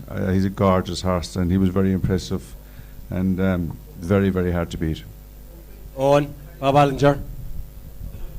Yeah, like that I can't see him beat. I'd have more of an issue with the bookies making him even money. You want even money just to get around in a novice chase, not a mind to beat the opposition. I think they're being stingy. They should. There's a bookie beside you. They're taking up with him. Taking up me. He'd lay nothing. If you give me even money every day a horse went out to win a novice chase and I backed him, I'd have you fucking cleaned in about 3 weeks. Mick Winters, Bob Ollinger. He did make his couple of mistakes, but it's a great sign of a horse to be able to make a mistake and find their leg and things. And look, he has the experience, and he's loads of stamina. So look, I suppose even money is probably fair enough, isn't it? Lads, anything else on day 3? We have the Pertimps, the Paddy Power Plate, the Mayor's Novice Hurdle, and the Kim Muir. Anyone with a shout for the audience, please? Dara? Chop. One in the Mayor's Novice Hurdles, I think Mayor Razzles at a big price is Choice of Words. She ran Journey with me. She gave, now as I said earlier on, it was a very slowly run race. We didn't go much of a gallop, but I think she's a mare at a big price. I think she's 33-1 or something. I think she could outrun her odds. Choice of Words, lads. You make a note of that. Choice of Words in the Mayor's Novice Hurdle, trained by Martin. Are you going to ride it? Yeah. Best of luck, Dara. Dara's going to ride Choice of Words. Make a note of it, girls. Each way 12-1. 33-1. Sorry. Anything else, lads, on the rest of the card? I'll have a tenner each way on that one, and I'll give it to the charity if I win. Come on, Bill. Tenner each way for Billy Keane. Boodley Bow.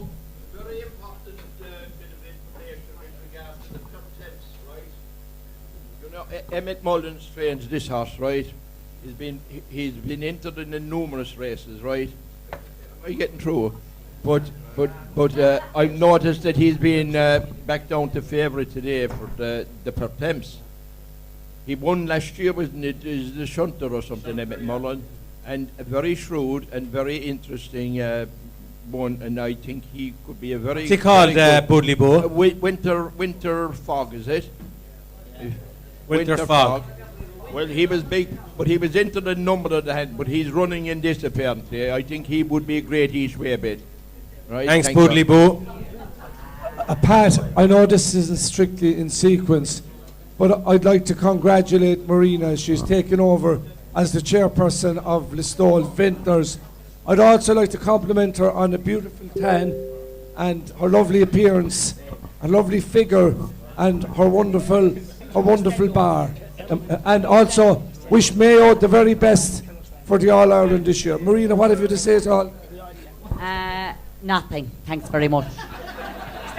Sorry, Marina, Mick Winters reckons your tan is fake. I said there's nothing fake. No. Marina, tell him, Marina. I'll tell you. Can I tell you something? His lovely lady is over there. And I had one of the best nights ever in Killarney races with yourself, my love, and your lovely husband. We had the best night. I'll never forget it the day I die. What a humble lady. There you go, and you can smile. And so Billy, I'll give you an answer. If she grey hair under her armpits, what about it?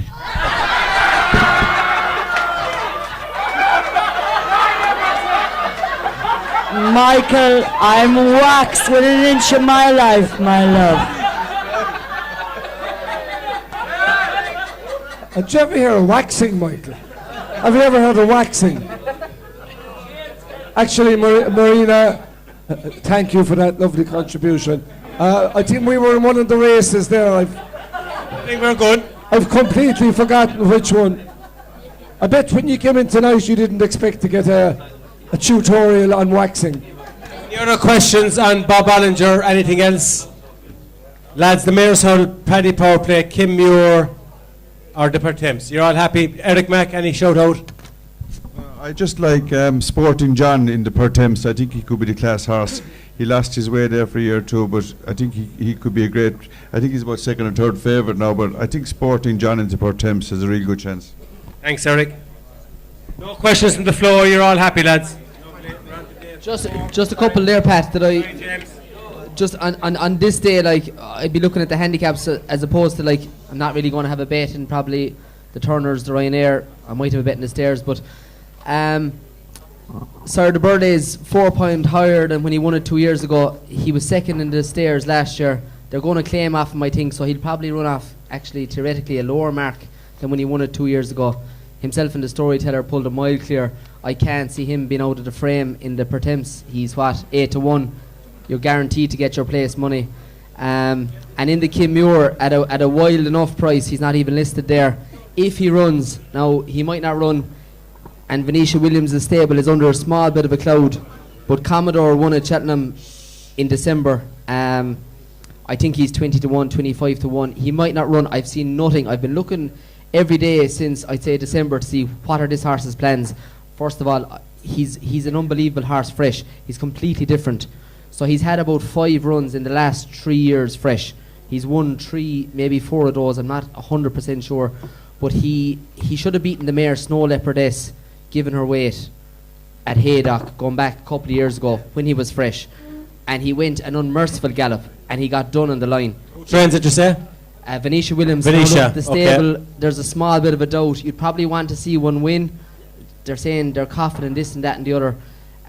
But if he runs in the Kim Muir, he went up £10 for the Cheltenham run, but like I know Santini is not he's not a Gold Cup winner, but he burned him getting weight off him, admittedly, but Santini came out then and was second in the Grade 2.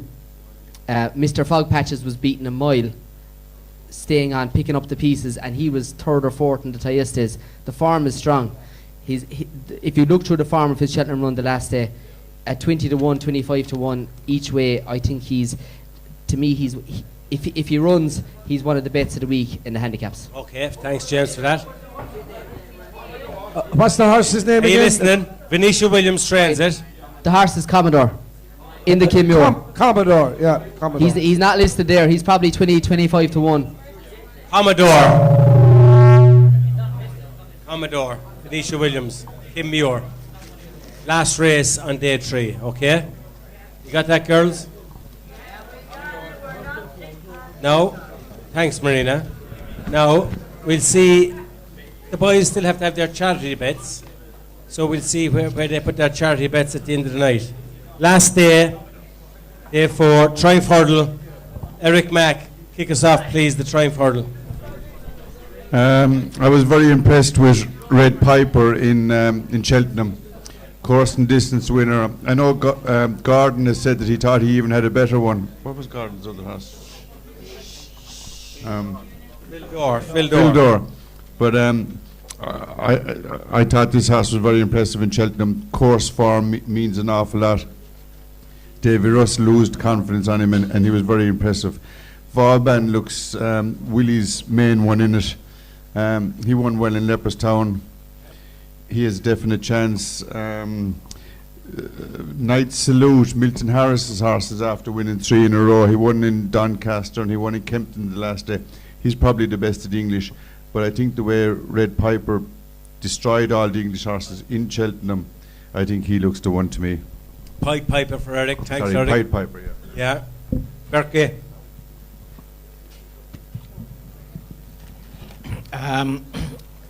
Again, Willie and Gordon holding a big hand here.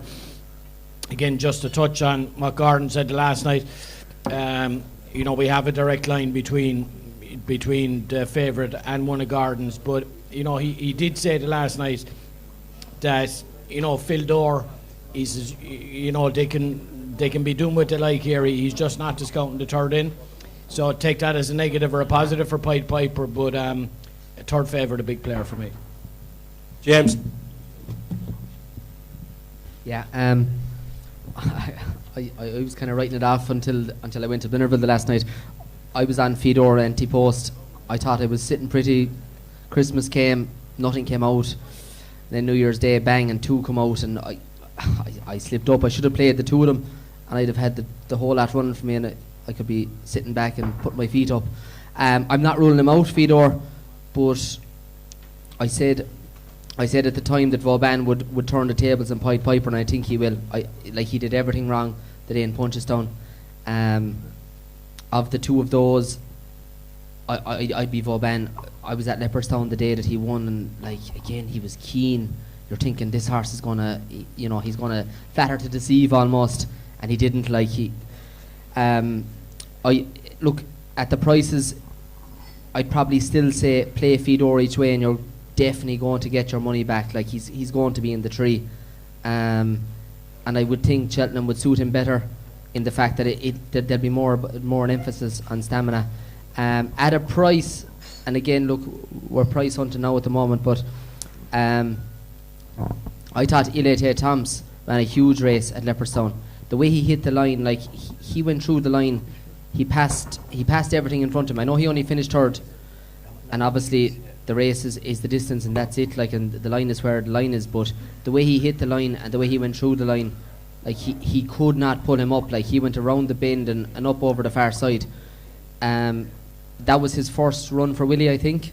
I'd expect him to take a big step forward, but if I'm having a bet, even at this stage, and I know I'm pot committed, and maybe my heart is rolling my head, but I'd be on Fedor each way.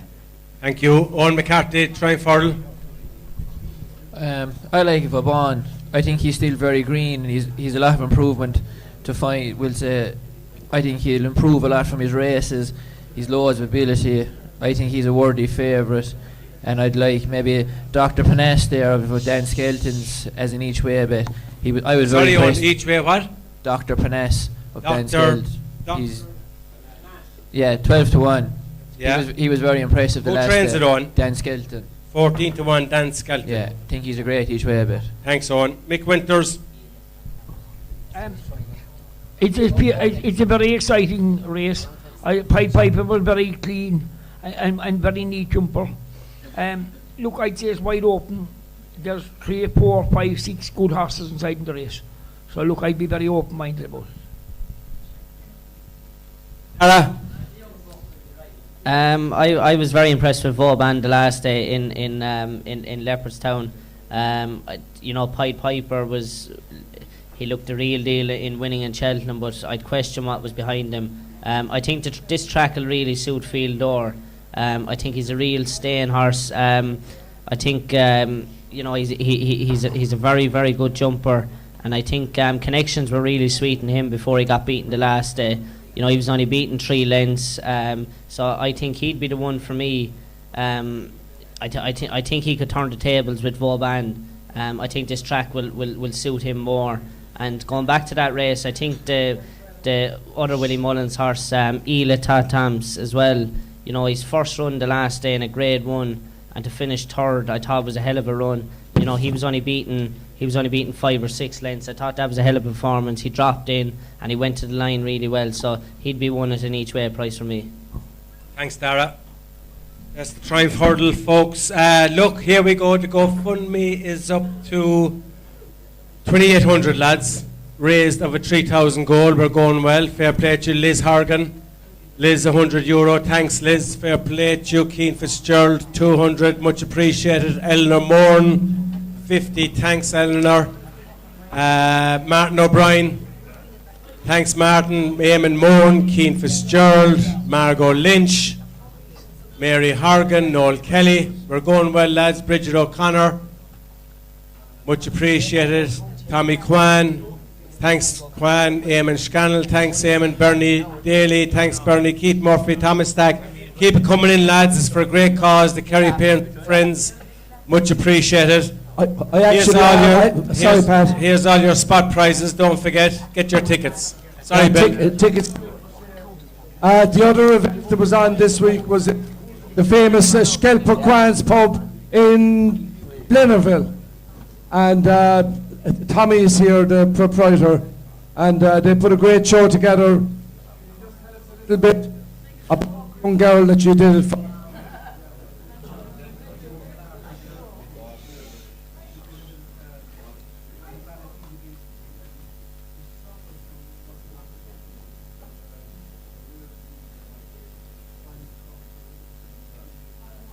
Microphone isn't working, Billy. A brainchild of, like, we run the preview night like Christy, and when it was suggested this year, what we do, we normally do it for some, and just one of the lads table said we'll do it for Rose, and it gathered momentum, and I had a huge crowd behind me now would say supported me in that. I had a committee of about 7 or 8, and they gave us great help. But in the Healy and Hunt anyway, we raised 40,000 as of tonight, so we had a great night.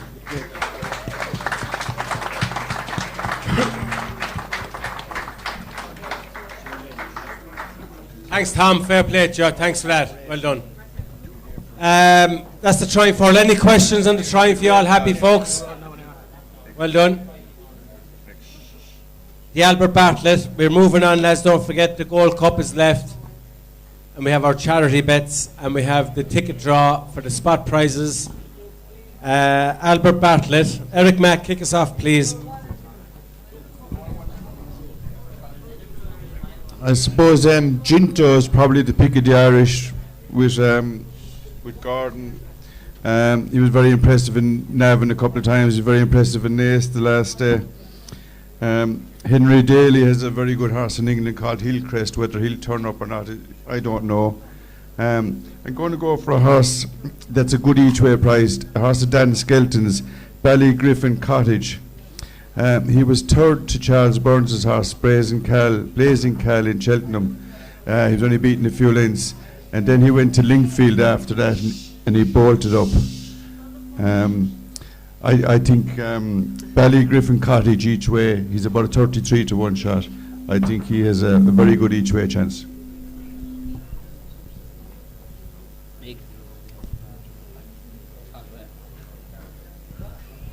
Another tough race, Hillcrest. I'd say Hillcrest is a huge big horse.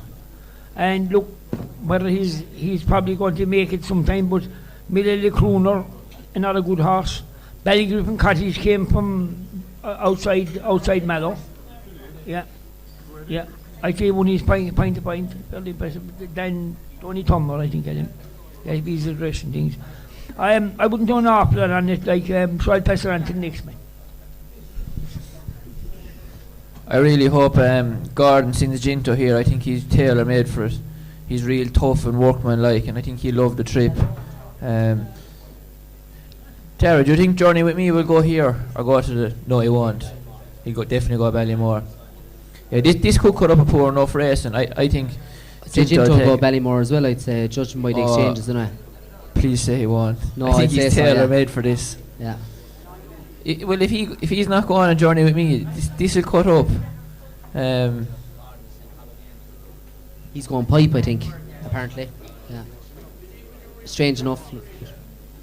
One there that could be, we'll say, if all these are going to be scooting off different places, maybe Ramilias at 16-1 could be an each way player. The one I actually like in this is a horse of Henry de Bromhead's is Chanterouse.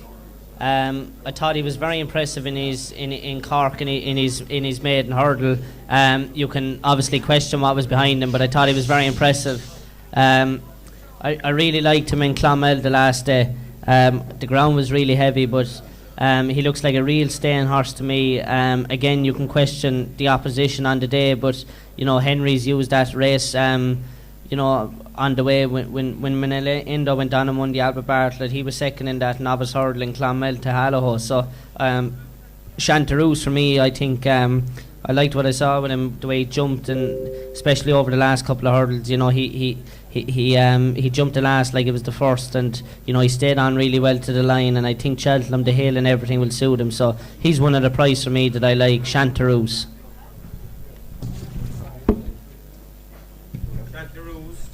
Thanks, Dara. Berkey. Don't be afraid to back a big prize horse in this race. This race often throws up a big prize winner. This race. Don't be afraid to back a big prize horse in this race. This is a race that bookmakers get a result in. Bert, thanks. Any questions from the floor, lads? You all happy? Albert Bartlett. I just want to ask Sean, who's with Gordon Elliott's stable. You gave us a big winner.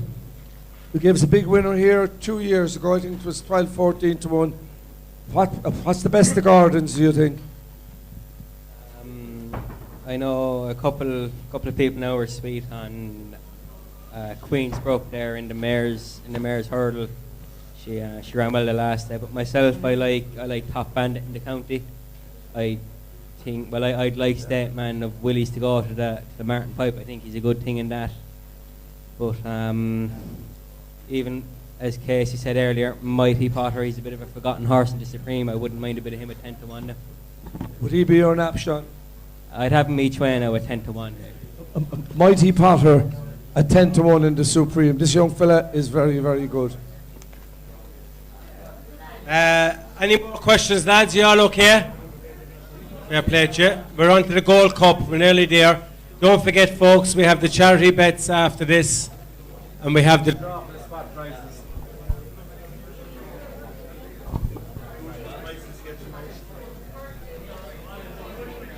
Come here, John. Come here. How are they on Abbeyfield? Struggling. Lean's Hotel, you're going well. Closed down. Why? I'm here. What's your nap at Cheltenham, John? I'll be back to you. Come back to me, John. The Gold Cup, James, kick us off, please. The Gold Cup. What wins it? Yeah, at the start of the year, I'd have said one of Henry's is going to win this. The only thing that might have changed my mind is Galvin's run of Christmas. I think he's very ground dependent, Galvin. Well, his form tells us that. I think there has to be good in the ground for him to have a chance. If there is good in the ground, he's a definite player. Plutard and Menelindo, it's hard to split them. I was a huge Menelindo fan last year, and it's hard to desert him. Like, he's been there and done it. You're getting 5-1. Like, his Cheltenham farm is a completely different level to everything else. You can write it off because, like, he won at Wexford, he won a beginner's chase at Navan. Like, he's won a couple of so races, but his Cheltenham form, he's 1-2-1 there.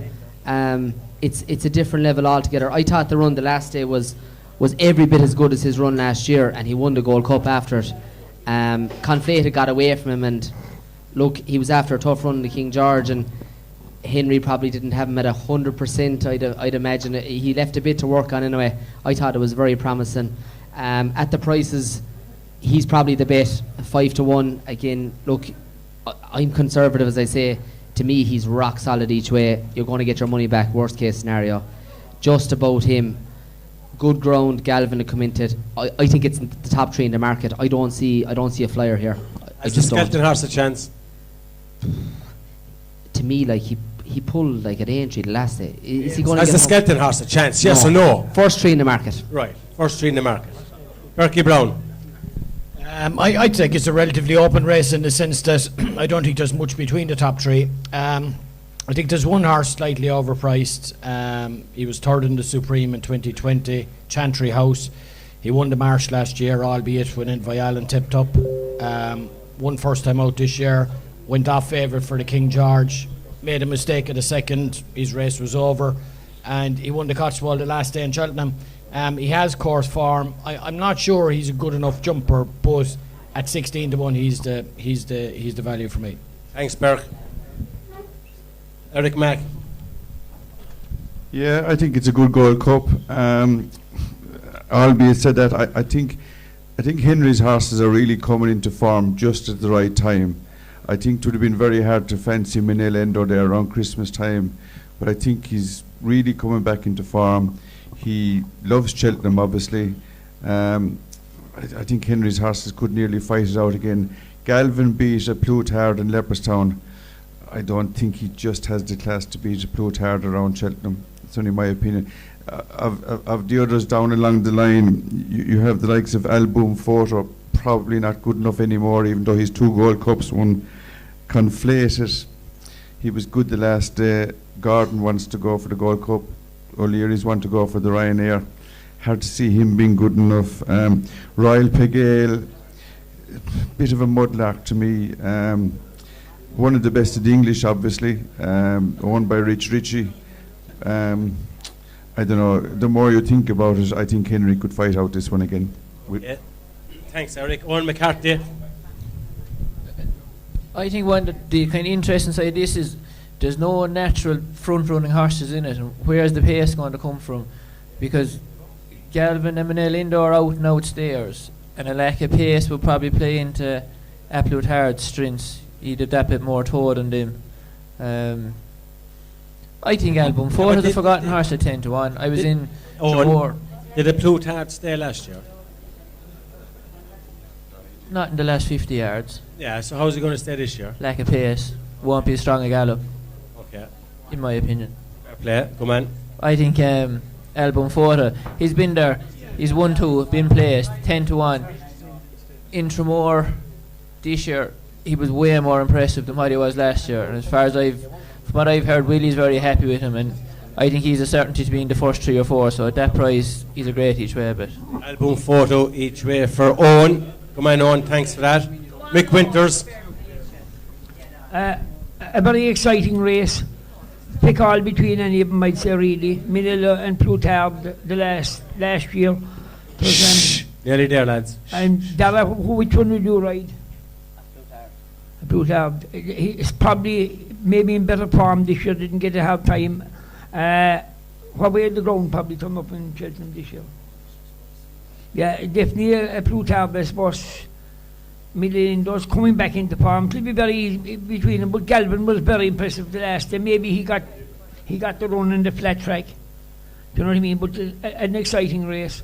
Album Porter's probably gone over at Chantry House. Then I don't think, like our own horses running in his chant, I think that they're just shocked. They're shocked 20 lengths of class for Gold Cup standard. So, Mick? I do, yeah. All right. So you'll go with Chantry House, Mick? No, I'm saying that he'll be shocked of class. Oh, sorry. Yeah, like, you know what I mean? In the race, like it's Tornado Flyer is a lovely horse, runs well as well. King George kind of a job with him. Can I just ask Dara there, like, you didn't bat an eyelid there about A Plus Tard. Like, as in, like, Rachel is clearly has pinned her colours to the A Plus Tard camp. Like, is there something there that, well, like, yeah, but she picked A Plus Tard last year, and is there something there? Like, is there more in him?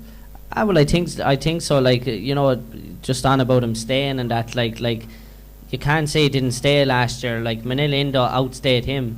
But if Manila Indo wasn't in it, we'd have all been saying how impressive he was. You know what I mean? So I think tactically, like, if you go back and watch the race last year, like, I think as soon as A Plus Tard like got up sides Manila Indo, you could see that Manila Indo was pricking his ears, and you know, like, he just.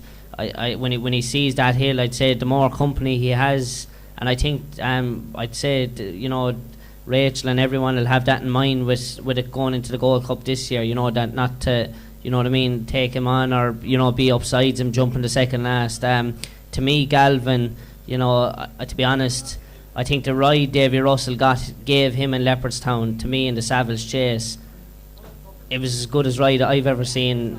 I thought it was absolutely outstanding. You know, even Manila Indo's run was, I thought, really, really good in the Irish Gold Cup.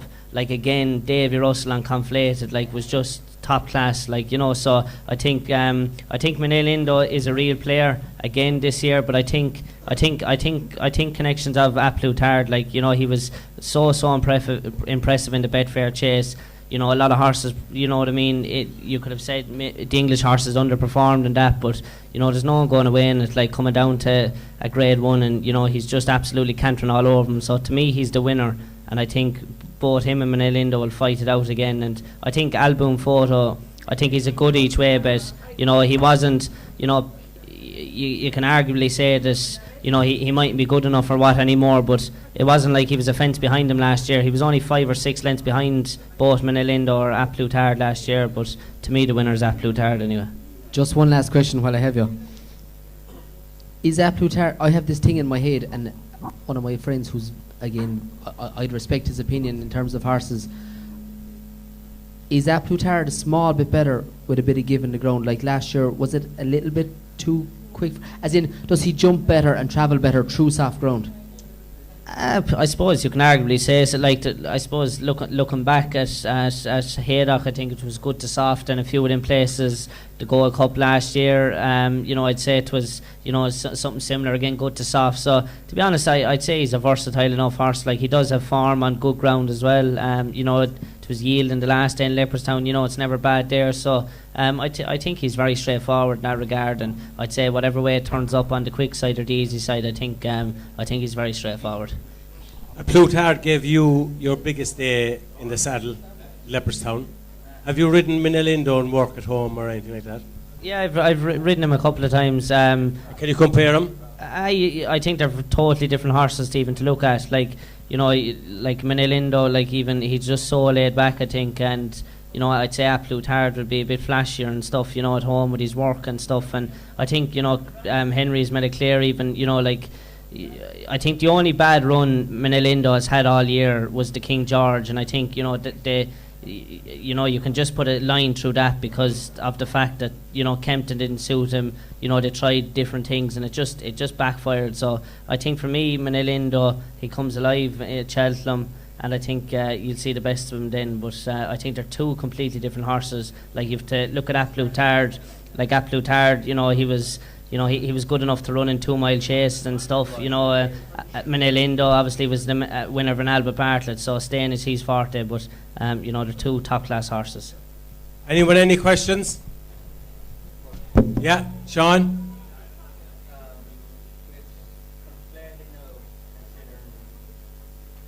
With Conflated, considering he was going to be aimed at a handicap at the Dublin Racing Festival, would that leave a bit of a question mark over Manila Indo, considering he's to find 5.5 lengths in him? Manila Indo has to find 5.5 lengths. Not really, because, like, as I said, we've often seen it in the past with handicappers, like, you know, Gallopin Deschamps won the Martin Pipe last year, and he went on and he pissed in the 3 mile grade 1 novice hurdle in Punchestown. So I wouldn't take. You know, we could arguably say Conflated was thrown in a nav, and today he won his big handicap chase. So I think it's all the way connections. You know, map out their horses, and you know I'm sure there'll be a horse win a handicap in Cheltenham this year that will say, you know, he could be a Grade 1 horse, and that sometimes is the case. But you know, I think Conflated must be a Grade 1 horse. You know. Like the race he won, the Irish Gold Cup, like I don't think if you're a handicapper you can go out and win a race like that. So to me he must be a Grade 1 horse. Fair play. Anyone else? Marina?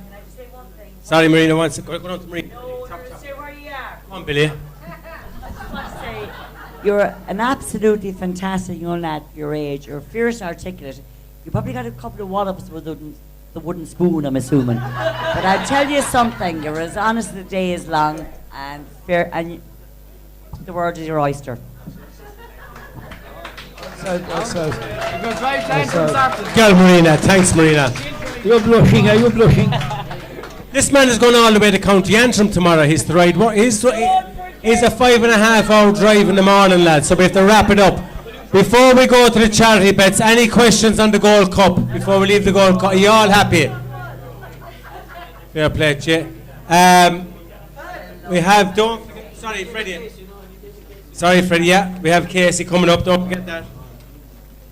I just want to say, lads, the charity bet, Bar 1 have given us 5 €100 charity bets, and Christy Welsh has given us 3 €100 charity bets. Very important. That's where they're going to be putting the money where their mouth is.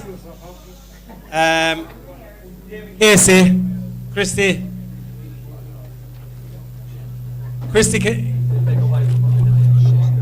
while we're waiting for David and Christy, we have a Listowel owner in Cheltenham. Am I right? Jean Royal Tahala. A chance. At the moment, the word is that he'll be going on Thursday on the stairs hurdle. Yeah, she's good and tough. I think the 3 mile is so that I can, but she's beaten Castle Dream, so you go over a chance, definitely. But if the ground was come up soft, like she wants to get the toe in, that kind of, but she is some better. That's what I like about her. So definitely a chance. Okay. We'll be cheering for Royal Tahala in the 3 miles, and hopefully we'll have a Listowel winner in one of the big races at Cheltenham. Okay. All right, back in it, so lads, day 3, the big race. There's big races all day here, but big race for an awful people is the clash that could happen.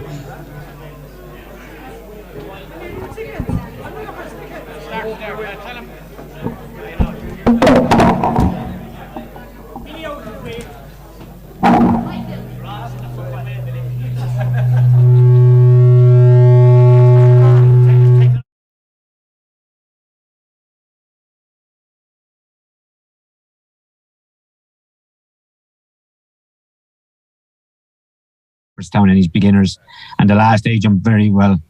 Again, but Paul was trying to teach him a thing or two last time, but it looks like he wants to get on with his jumping. I think it's a huge advantage for him jumping, and I think you would lose any advantage you have over 3 miles, because you would always be trying to settle him down and slow him down, and you wouldn't be gaining any advantage. So we're going to run here. This is a difficult task, but against Bob Bollinger, who was a Ballymore winner, obviously won last year. But we think he's up to the task, and we're very much looking forward to the run. It should be a great clash. It's the race that, if it does happen, it's the race that everybody's talking about. And best of luck in it. It could be just something to really savour. Your big gun then is on into the 250 that day, or the Ryanair chase. I was above in Paddy Powers yesterday evening in Listowel, and they were given a even money Alaho, so to €20. So I had 5 fellas in the betting shop, had €20 each. So I have 100 quid in about even money. He's 8 to 13, 4 to 7 now at the moment. Is he in good form? Just give me a small bit of encouragement after investing €100. Yeah, no, he's in great order. Obviously, he's had his 2 runs this year. He won the John Durkin first time out, and normally he's not as good first time out. He hasn't won first time out in the last couple of seasons, so it was good to see him win. And then he was very impressive, obviously, in the Kinloch, Bray and Thurles. He put up a really good performance to beat Fakir Dudaris, who has since gone on and won a Grade 1 Ascot Chase. So the form is there to see. Everyone saw what he did last year. He was absolutely awesome. He's in good form, and well, that's for sure. I think he, like, even to win first time out, you know, that was some race, that John Ducklin race that first day, and sure, last time out he was electric, like, you know, and he's all the course form and everything at Cheltenham. Everything seems to be in his favour, you know. Yeah, exactly. He won the race last year in really good style. So if you put the same performance this year, it'd be very hard to beat. We'll probably run a couple more, and Jonathan will definitely run. He's been running consistently well all season. To step back to 2.5 or 2.5 will suit him more than the 3 miles last time out, so he could run in place. And Mellon is also possible, but he has other targets as well, so we'll see what happens with him. Yeah. Okay. And then on to the Stairs, the big race after that. He had the very short price favourite all along in the race for the Classical Dream, and things did just went a bit of a ride in last time out at Gordon. So is he back firing on all cylinders again? Yeah, it was a bit of an afterthought to run him in Gordon. It wasn't really the plan all along, and then we just decided late on, so he probably didn't have enough work done, and then he was a bit fresh and he ran a bit keen. So with the run thing today, you know, afterthoughts never work out really. So we're hoping he'll be back on song, back to what he was trained for, like he was at Christmas. You know, obviously Flooring Porter is going to be hard to beat as well. He's last year's winner. There's a few more in there, but Champ, the likes of Paisley Park, who seemed to be back to his best last time out. But we're happy with Classical Dream. You know, he's a course winner before he won the Supreme, and it's a competitive race, but we like our chances. And will he? Mellon and Asterion Forlange are both in the race as well. I wouldn't be certain any of them are on. Again, they're all their targets, and that'll be decided later. Yeah. They're the 3 big races on the third day. There is 4 other races as well on that day. We'll just quickly go through them. The Pertemps, the eventing lined up for that? No, we've nothing qualified for that, so we won't have a run on that. The Paddy Power Plate. Nothing entering. Yeah, you have a strong hand for the Mayor's Novice Hurdle with Brandy Love and Dino Blue. Yeah, I think we're strong in this. Obviously, we lost Allegoria to Vassie last week, which was disappointing. Yeah. With Brandy Love, I think Paul was adamant he'd have won the race in Fairy House if she jumped straight and went straight, didn't hang. So I think going left-handed is going to be a huge advantage to her, obviously. Paul is very sweet on her. Dinah Blue was really impressive when she won her maiden in Clonmel. She's been doing all the right things since. Her work has been very...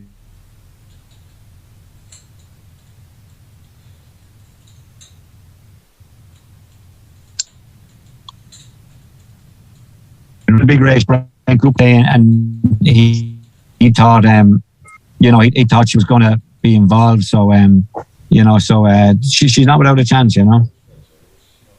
That's Grangy, is it? Yeah, exactly. Yeah. Grangy, okay.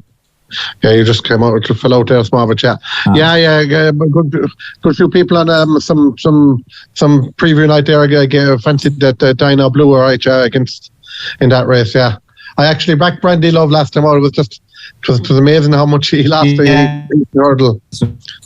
Yeah, and as I say, Paul was adamant, and he's very sweet on her. Yeah. That's good. And then the Kim Muir Challenge Cup, the last race there on the Thursday. Again, no runner on that. Yeah, no runner on that, so we don't. Okay, so just to remind you that there is a €100 charity bet. So I'll ask you that there just when we finish on the Friday. And you might be just thinking of something for that. Kindly sponsored by Bar One. So the Friday, look, we'll kick off with the Triumph Hurdle, and then we'll do the Albert Bartlett and the Gold Cup. And if you have anything else running, you can let me know. So you have the favourite for the Triumph Hurdle, Vauban. Yeah, he improved hugely from his first run in Punchestown when he was second to Pied Piper. Looked a fraction unlucky that day, so he improved hugely to win the Grade 1 at the Dublin Race and Festival. Obviously, Gordon has improved as well, and he's got Phil Lord there as well, so it's going to be competitive. But we think Vauban, we think he's up to the task. We can improve again from Leopardstown, so you know, we think he goes there with a very good chance. Yeah, he looked good the last day. I thought he travelled very well and looked very strong at the end. Yeah. For those who don't know, I think Bhuban is a character on Baby TV that my young fella Luke watches. Sort of Bhuban and Rhodey and Chucky and a few other things. So that's what I think Bhuban is. Too much time in TV. I know. I'm in the wrong game. The Albert Bartlett, have you're strongly strong hand in that as well this year? Yeah, we'll run Maneliki Cooner, who won at the 2 mile 6 race at the Dublin Racing Festival. A bit of a shock to us. Now we didn't think he'd be up to grade 1 standard at the time, but he's obviously improving away. Ramillies might run. The Nice Guy will definitely run, and maybe probably Classic Getaway as well. So we've got 3 or 4 in it. I don't know, is there a standout contender among any of them? But I think they all got over the chance. The one you maybe give a chance to is probably the Nice Guy, who doesn't show a lot at home, but he's unbeaten on the track. He's won 2 bumpers and a maiden hurdle. You wouldn't give him away if you saw him at home, but and the work he does, but he saves it all for the track, which is good. And a horse like him, he's very relaxed and will settle away and will go through the race kind of unnoticed and unflustered. And maybe something like him could run very well. Yeah, he's about a 9 to 10, 9 or 10 to 1 shot at the moment. Could be worth the bet there, lads, if you're all watching. That's the Nice Guy in the Albert Bartlett. The big race on the Friday, sure, is the Cheltenham Gold Cup. You have the champ from a couple of years ago, twice champion Album Fota, Tornado Flyer, who won the King George. You might have 1 or 2 more runners. What were you fixed for that? Yeah, the 2 of those will run. Asterion will probably run as well. Maybe Mellon's injured, but I don't know what direction he might go to the Ryanair. So listen, it's a hugely open race. I don't think anything definitely stands out. Obviously, we got last year's winner and second, Menelendo and a Plutard. Galvin, who's been stepping up the ladder greatly and won very well under a brilliant ride at the Dublin Racing Festival. I think it's a very competitive race. I think Album Ford was not out of it. And, I don't think it's any stronger race than the last couple of years. He was 3rd last year when I don't think he was in as good a form. I think he's in better form this year. So I can see him running a very good race, but I think I won't be surprised if any of the first 5 or 6 in the bet can go and win the race. I think if a Plutard that was in Haydock, that won the race in Haydock, if that came back and he ran that race, I think he'd be hard to beat. Yeah, he was unbelievable that day. Yeah. So, but Album, he kind of, you think he haven't? Sure, he wasn't that far off the 2 of them either last year. Sure, when he ran there last year, No, he ran well last year. I don't think he was working as well last year as he is this year. There's a possibility he'd probably wear cheek pieces as well. I think they'll just sharpen him up a bit and sharpen up his jumping. Hopefully, he wore him in the school session around Navan the other day when he was very good, and Paul is really pleased with him. So, we think he's in very good order. And they say the Tornado Flyer, the race fell apart in the King George. I never kind of believe in that word that the race fell apart. I mean, she just stayed on better than a whole lot of them, and they're going to go a massive gallop again in the Gold Cup this year. So, I mean, it's going to set up for a horse that'll come back from behind as well again this year. Yeah, it looked like the step up and trip was suiting that day. He was staying on great, off a strong pace, and I'm sure he'd hunt around for the first circuit and try and creep into it in the second circuit and hopefully be coming home as well. That's it, yeah. I think you're strong-handed there. And it's a big day for you on a Friday. You have a lot of big runners. I know Patrick's big fancy for the week is Bill away in the Hunter's Chase. You have Ellie May going for a second win in Cheltenham for 2 years in a row, and you have horses in the Martin Pipe and the County Hurdle. So, what are the rest of your chances like on the last day? Yeah, I think Billaway will take a huge amount of beating. Just got touched off last year. He's been second in it twice. He'd probably wear cheek pieces. I think they'll be of huge benefit to him. I think they'll improve him a lot, and I think he'll take all the beating. Ellie May definitely goes there with a chance. Was unlucky not to win the race last year. Probably should have won behind Kyle Reevy, only beating a short head. Got to take on Mount Ida, who beat her in Fairyhouse earlier on this season. I thought if she went for the Gold Cup, Mount Ida, I thought she'd have a squeak. But Ellie May goes there really good chance. she won really well in the upper hat in Naas last time out. So I think she's definitely got to take her chance. She's in good order. We've got entries in both the handicaps, the Martin Pipe and in the county hurdle. Not really sure which way any horses will go yet. So all options are open for them. I can't imagine we'll have lots in the Martin Pipe, maybe one, maybe two runners, and I'd say equally the same with the county. Don't think we'll have lots in either of the handicaps. Yeah, the one horse just one of the lads asked me to ask about was Echoes and Rain was in the county hurdle. Did he keep running that race? I wouldn't be surprised. I'd say she might turn up in the mare's hurdle. In the mare's hurdle, okay, lovely, okay. At the moment. Okay, so that's the week things done. could change. Of course, yeah. That's the week done and dusted. So I hope everything goes okay for yourself and Willie and all the staff, and I hope you don't stay out too late into any of them joints around the centre of Cheltenham and the whole lot, and you get to bed early every night. I wouldn't know where to go. You would do, I presume you wouldn't. Your €100 charity bet, kindly sponsored by Bar One. So whatever you want to do is... I will go with... I'll go 50 each way. I Care Alan in the Triumph. I Care Alan in the Triumph. Yeah.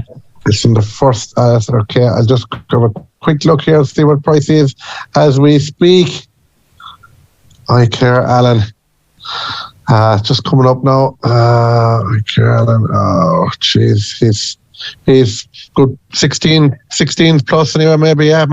He's in the winter, so he'd possibly go there if he doesn't run in the Triumph, have it on Stormy Ireland or something. Okay. But we'll go for the Triumph at the moment. We'll go for the Triumph at the moment. No problem. David, thanks very much. And thanks again from all the people in Listowel and from all the committee of the Parents and Friends Association here in Listowel. You've been great help. Always great for them to come on board. And listen, I hope you have a great week. And so we'll talk to you maybe Punchestown or Fairyhouse, okay? Super, Christy. Thanks very much. Enjoyed the night. Cheers, Dave. Thank you. Okay, yeah. I've restarted recording, so... The Triumph, and Christy also gave David another €100 charity bet. And his other €100 charity bet is in the Mayor's Hurdle, Stormy Island.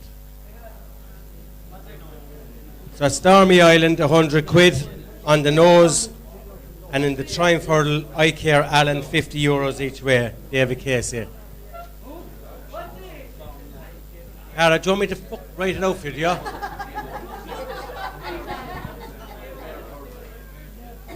What day?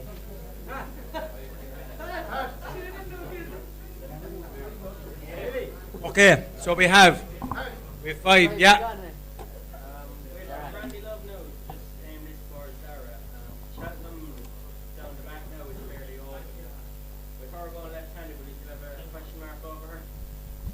I think definitely, yeah. I'm sure, like the day she won in Naas, obviously, like you'd have to run and rail most of the way around. So in Cheltenham, when you turn into the back straight, like they're all island hurdles and the rail is broken away. So I'd say, the way she hung so badly in Fairyhouse to still be a concern. I suppose you won't know until it happens, but it's still. I don't like when horses hang out like that myself, and but she's a massive engine, and if he can keep her straight at all, she'll take all the beating. But I think I don't know what I'd be backing her. I'd like to see her run around first. Before we go to the charity bets, any more questions, lads? You're all okay? You okay? So sponsored by, we have 5 charity bets, €100 sponsored by Bar One, and we have 3 sponsored, €100 by Christy Welsh. Thanks, Christy. Fair play to you. Don't forget, we have the draw. The girls are going to have the tickets for the draw and all the spot prizes. And we are up to 3. Look, there you go, lads. We're just over the $3,000. A round of applause. Well done, everybody. Fantastic. Thanks very much. James Worthington, 150. Thanks, James. James, but you drove it over the $3,000, James. Much appreciated. Keane Fitzgerald. So there you go, lads. That's brilliant news. We're over the $3,000. that the girls will be delighted. So the first, James Fitzgerald, €100 charity bet. Where are you putting your money for the 4 days? James Larty. Sorry, James Larty. Sorry, James. James only barely made the flight tonight from Heathrow, lads. All the way from at the races. Fair play to him. James, shout. Yeah, look, he's been beaten the last 2 years, but I think this is his year. I think it's a poor renewal. I think he's coming of age. The stats will tell you that, look, you have to be in double digits for this one. It's the one race in the week where you need a bit of age. I think Billaway will win the Hunter's Chase, 11-4. I'll have £100 in that, please. Billaway in the Hunter's Chase for James. Will we get 3-1 for the charity? Surely.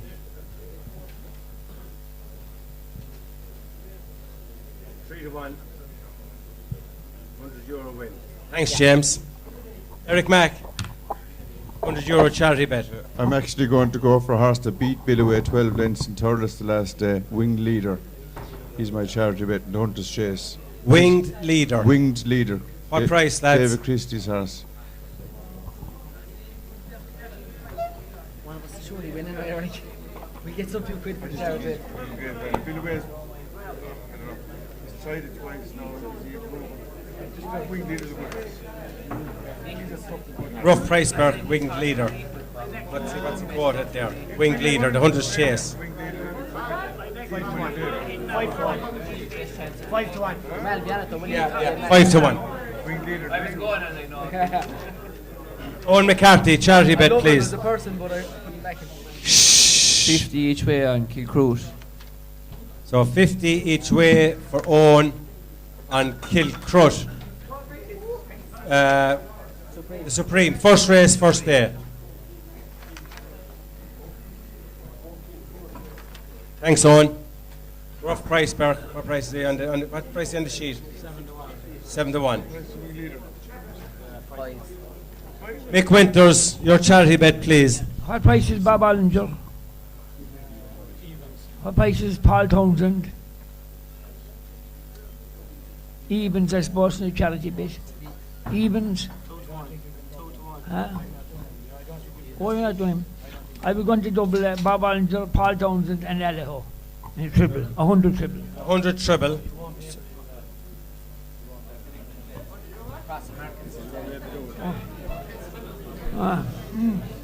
Can I go double Paul Townsend and Allaho? Allaho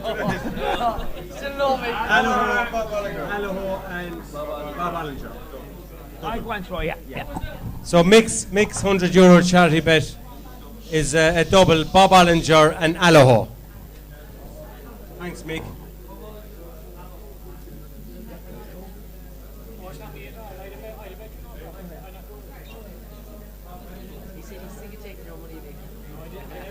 Dara O'Keefe, what's your €100 charity bet, please?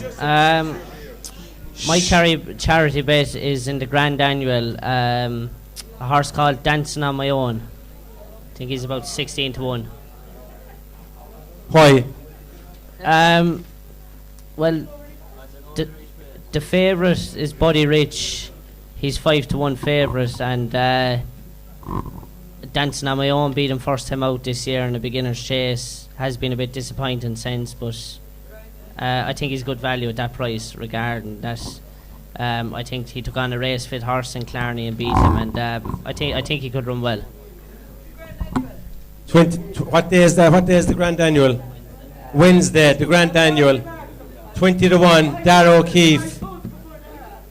€100 charity bet. Thanks, Dara.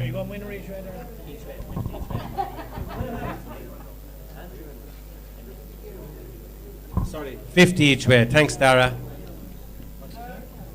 Dancing on My Own, the Grand Annual. Berkey, charity bet, please. In the Brown Advisory, win only Capadano. Brown Advisory, Capadano, second, first race, second day. Capadano. What price he quoted? 6-1.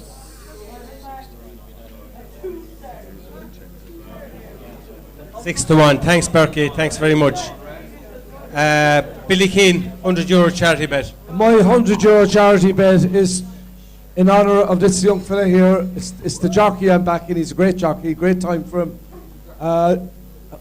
50 each way choice of words. He's 33 to 1, I think.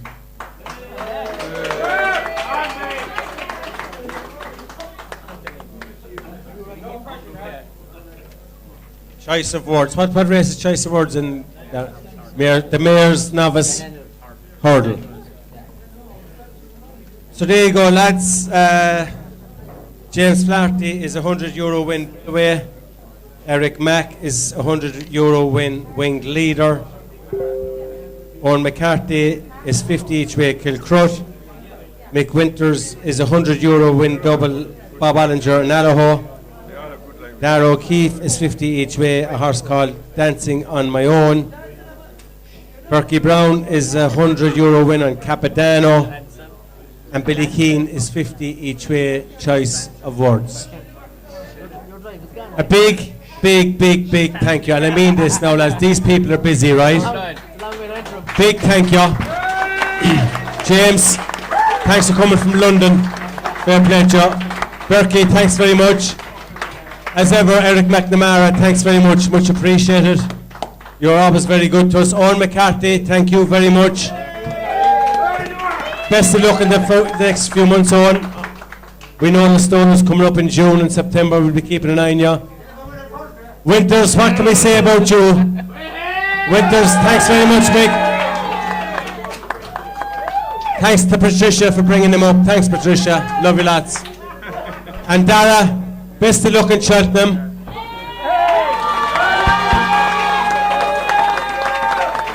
And come back safe, that's the main thing. And mind yourself over there, right? Best of luck. Thanks to yourselves. Thanks to everybody associated with the charity. I'm going to hand you over. You have your spot prizes and your tickets.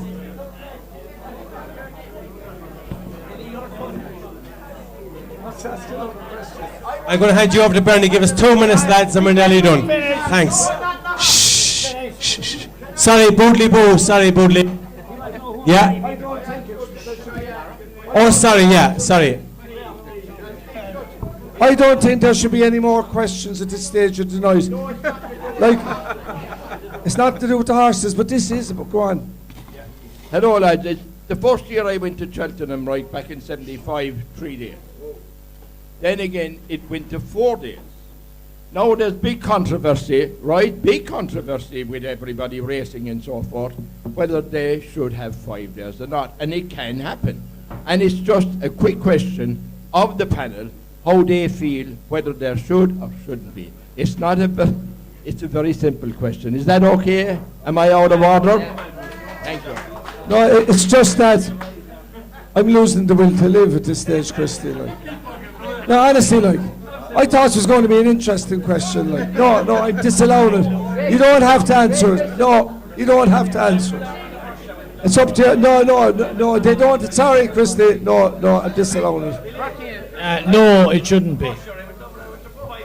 Yeah, like, this is obviously coming up now, and like, it's driven, and I know I work in the media or whatever, but it's driven by the media, like, because they think that they're going to get extra this and that and the other. And I always said, when 3 days, I was like, oh, it'd be great if Cheltenham was 4 days. But then you realise, like, you look at the markets tonight, and like, as an ordinary punter, you're looking and you're saying, I don't want to back 4 to 6 shots. I want to see 2 of the best or 3 of the best. And I think probably the Dublin Racing Festival has it bang on. They have 2 days. It's a Cheltenham prep, fair enough, and not all the horses go there. But the best meet the best. And like how many odds-on shots ran at the Dublin Racing Festival? I would say just Honeysuckle, was it? Maybe there was one more, but like 6 or 7 odds-on shots during the week. For me, I'd agree with you. And I'd imagine the way you asked the question, I think you're saying it should definitely not go to 5. If I'd my way now, and I know it's the benefit of hindsight, I'd be saying go back to 3. All right, Eric Mack. Yeah, I think it should remain 4 anyway. I think there's far too many races diluted. Like, for argument's sake, in the Ryanair, you'd have the likes of Allaho having to make a decision whether he'd run in the 2 miler or he'd run in the Gold Cup. And there's a lot of races like that over there. The novice races even now, you have the 3 big novices over the three distances. I think it should remain at 4. If they make it 5, they'll dilute the races too much. And the likes of Bob Ollinger this week may well have nothing to take on as well, you know what I mean? Because they're all avoiding him. It should remain at 4. Seamus, quickly. Should there be 7 days in Listowel and 7 days in Galway? Completely different. Well, it's all about the pubs. Completely different It has to be racing. 7 days. Keep the pubs open. All right, folks, it's time now to wrap up. We'll have the draw now. No more questions. Questions are all over. What a time you got your talk.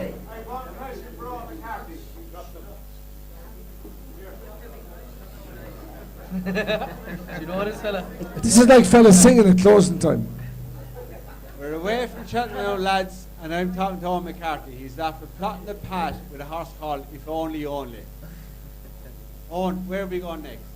This is a money-making machine you have. Loughrea. On the By the Pine Circuit. Loughrea. Mayor's open. If only. Even money, sort. In Loughrea. Okay, folks, we now have the draw immediately. Before the draw, just on behalf of the Kerry Parents and Friends, Pat has already mentioned this wonderful panel. They come every year and they support us. They're absolutely fantastic. They're very, very busy people. They have to travel down here long distances, some of them. It's hugely appreciated. We as a charity hugely appreciate it. So thanks very much, lads. Thanks very much for your time. They give us huge support like every year. Also thanks to Pat Healy, Billy Keane and Berkey. Thanks a million, lads, for all your support. And also to Bar 1, JC O'Shea, thank you very much. Take a bow, you're a great support and it is very much appreciated. To our sponsors for these fantastic prizes that we have here. We go back every year to the same people. We are never, ever refused. They just say, no problem, what would you like, what do you want? They're absolutely amazing. So as I always say to these people, they're supporting us, so please try and support them back. They can't support us if we don't support them, so it is very important. Thank you to every one of you. You all paid in here tonight. Then we went around again and we were looking for more money off you for tickets, and you were just throwing money at us. So thank you very much. Just go into the website, you'll see what the Kerry Parents and Friends do. I won't go in because it would take too long. It's just huge what we have achieved. I'm actually involved with the Kerry Parents for 35 plus years. Margaret, I hope she won't mind me saying, is involved for 40 plus years.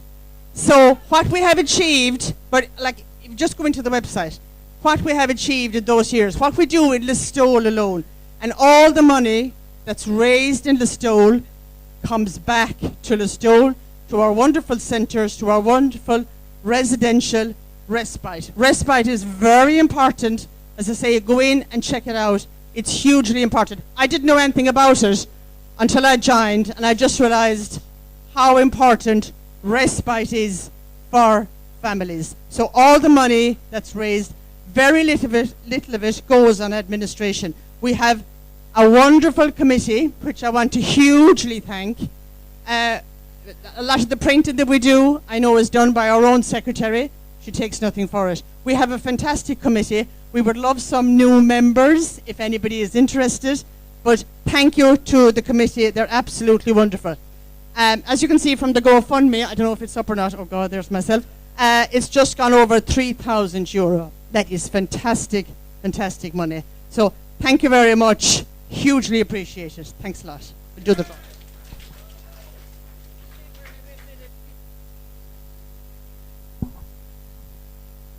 Sorry, I've just been told, Margaret just told me we've actually made just over 2,000 from just yourselves coming in tonight between at the door and our tickets. So that's fantastic. Thanks a million. Take a bow.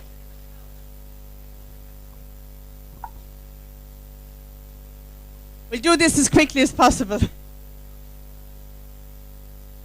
Pick out a couple of them.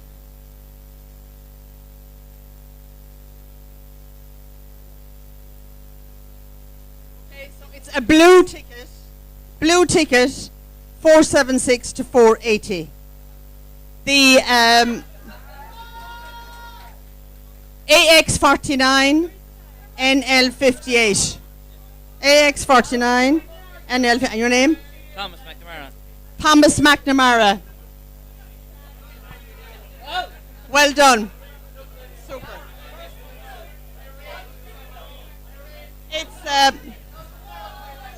It's an orange. It's orange and white ticket. Orange and white. 346 to 350. Serial starts with AA 881347. Orange and white ticket.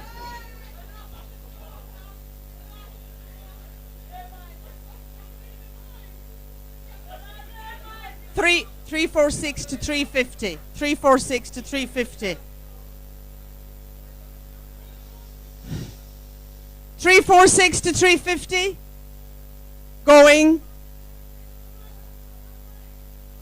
It's orange and white background. Huh?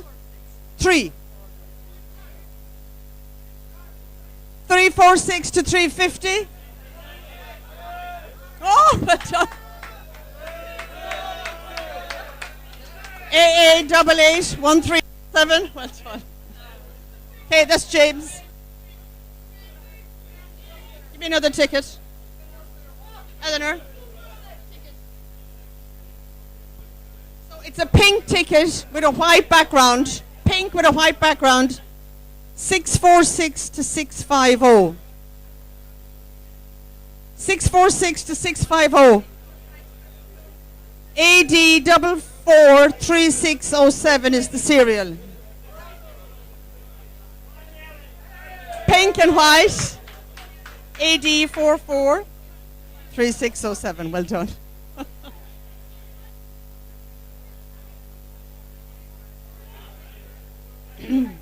Okay, it's I think it's purple. It's like purple or grey.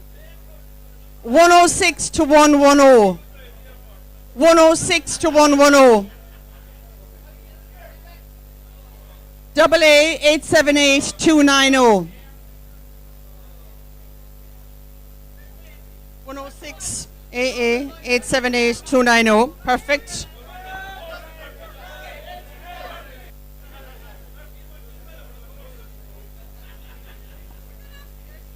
It's a pink.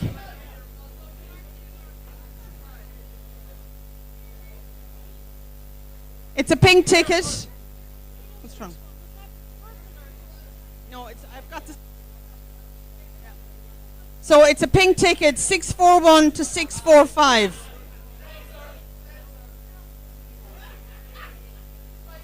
Pink ticket, pink and white, 641 to 645.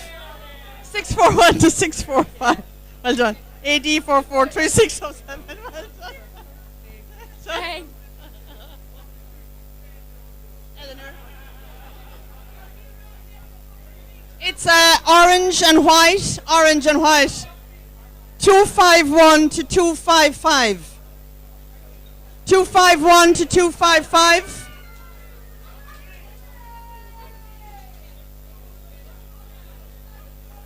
251, 255.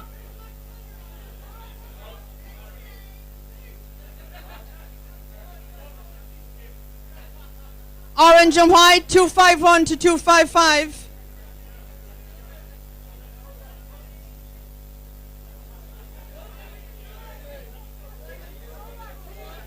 AA 881347. Well done.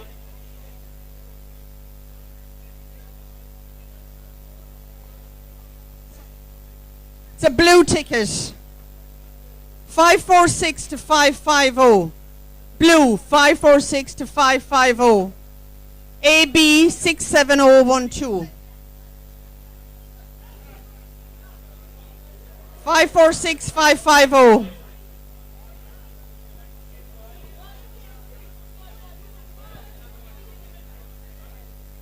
Five four six 550.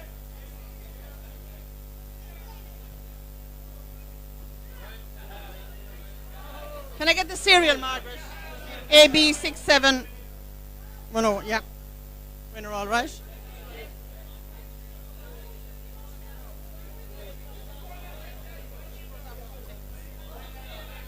It's a blue ticket. 391 to 395.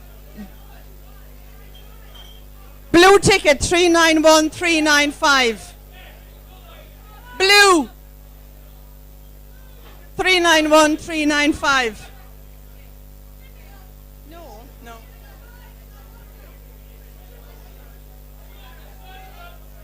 Blue ticket 391 395.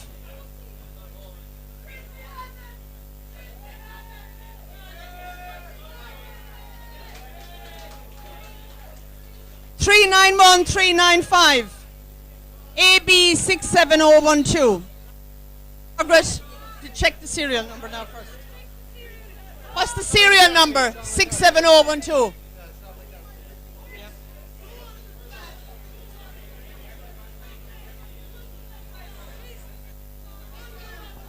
It's a green and white ticket. 236 to 240. 236 240. It's a green and white. I think it's green. 236 240.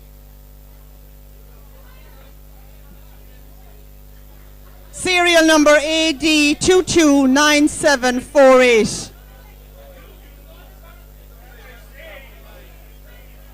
236 240.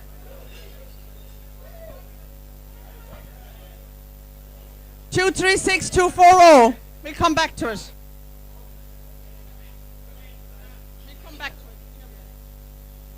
Okay, it's a pale blue ticket. 721 725. 721 725. Pale blue 721 725.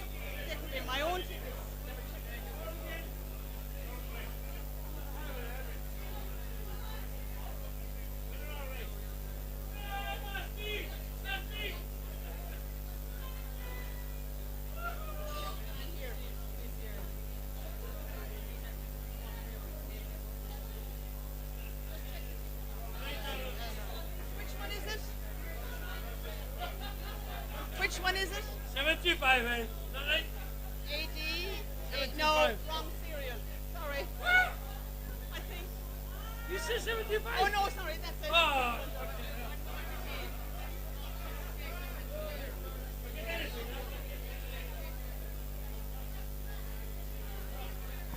So we're still looking for 236 and 240. 236 240.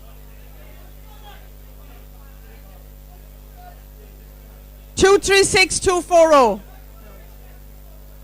Well done.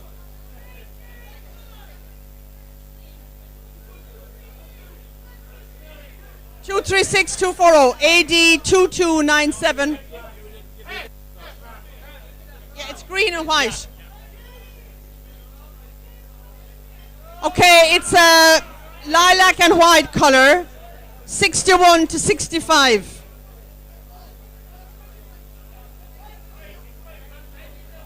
61 to 65. AA 878290.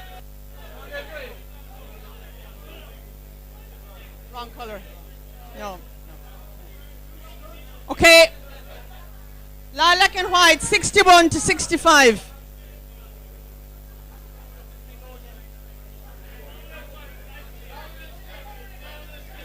It's a blue ticket. It's a blue ticket. 771 775.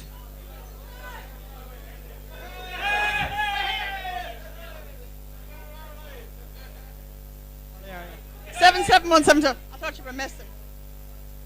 AB 670.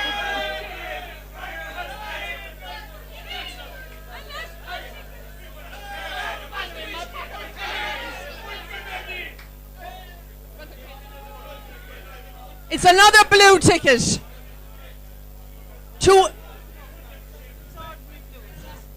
It's blue, is it? I don't know. It's a blue ticket. 281 to 285. 281 to 285. Blue ticket.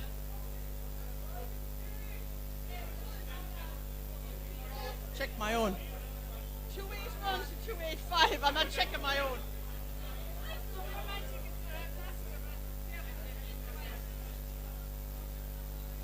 $281 to 285. 281 to 285. Blue ticket.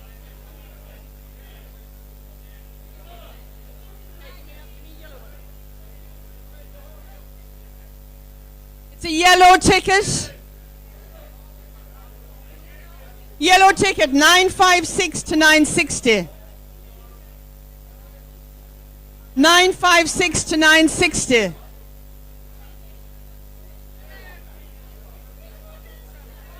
Yellow ticket, 956.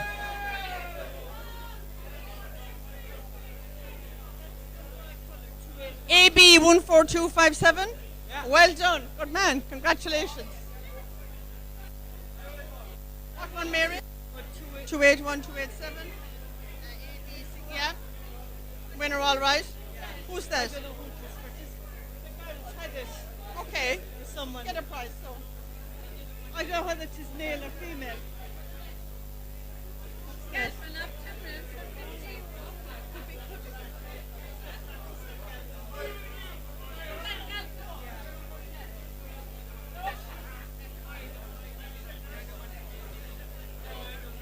I'll take that down. Okay, lads, come on. It's an orange and white ticket, 186 to 190. Orange ticket, 186 to 190. Orange and white.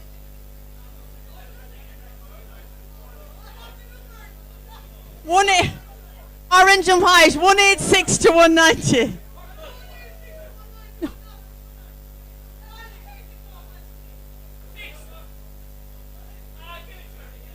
$186 to $190. Can't do that.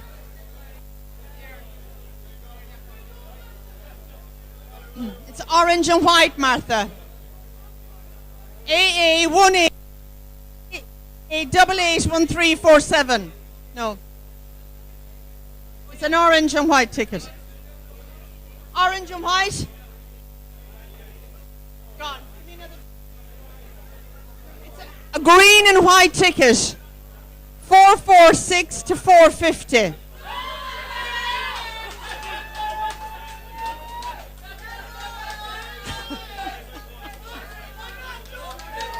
AD 2297. Winner, all right.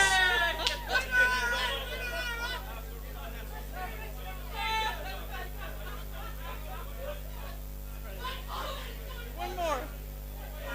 It's a lilac and white. Lilac and white. 156 to 160. 156 to 160. AD 515548.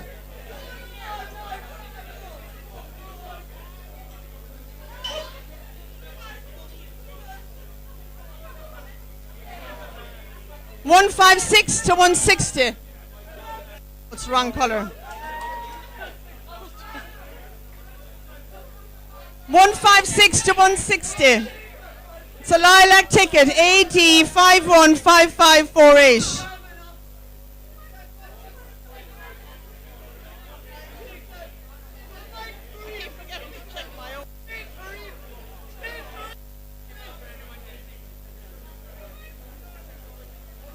$156 to $160. Okay, we go again. It's a lilac and white ticket. 16 to 20. 16 to 20. Hold on, no, that's it. 156. No, it's wrong color. AD 515548. That's not lilac. That's the right color on it. No. It's a lilac ticket, 16 to 20. Okay, we go again.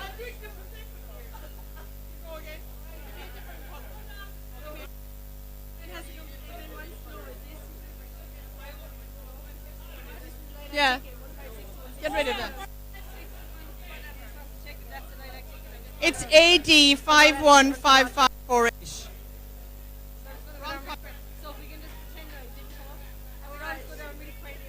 Okay, we draw again. It's a pink and white ticket. 666 to 670.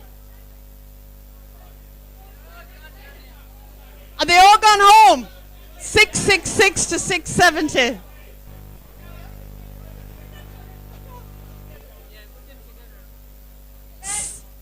This is the last prize. 666 to 670. Pink and white. Girl there, Margaret.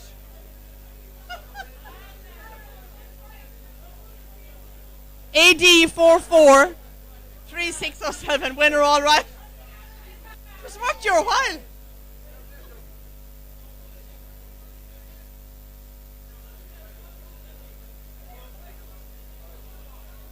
Is that it? Yeah, okay, that's fine. Thanks very much. That's it, folks. Thanks very much. Thank you.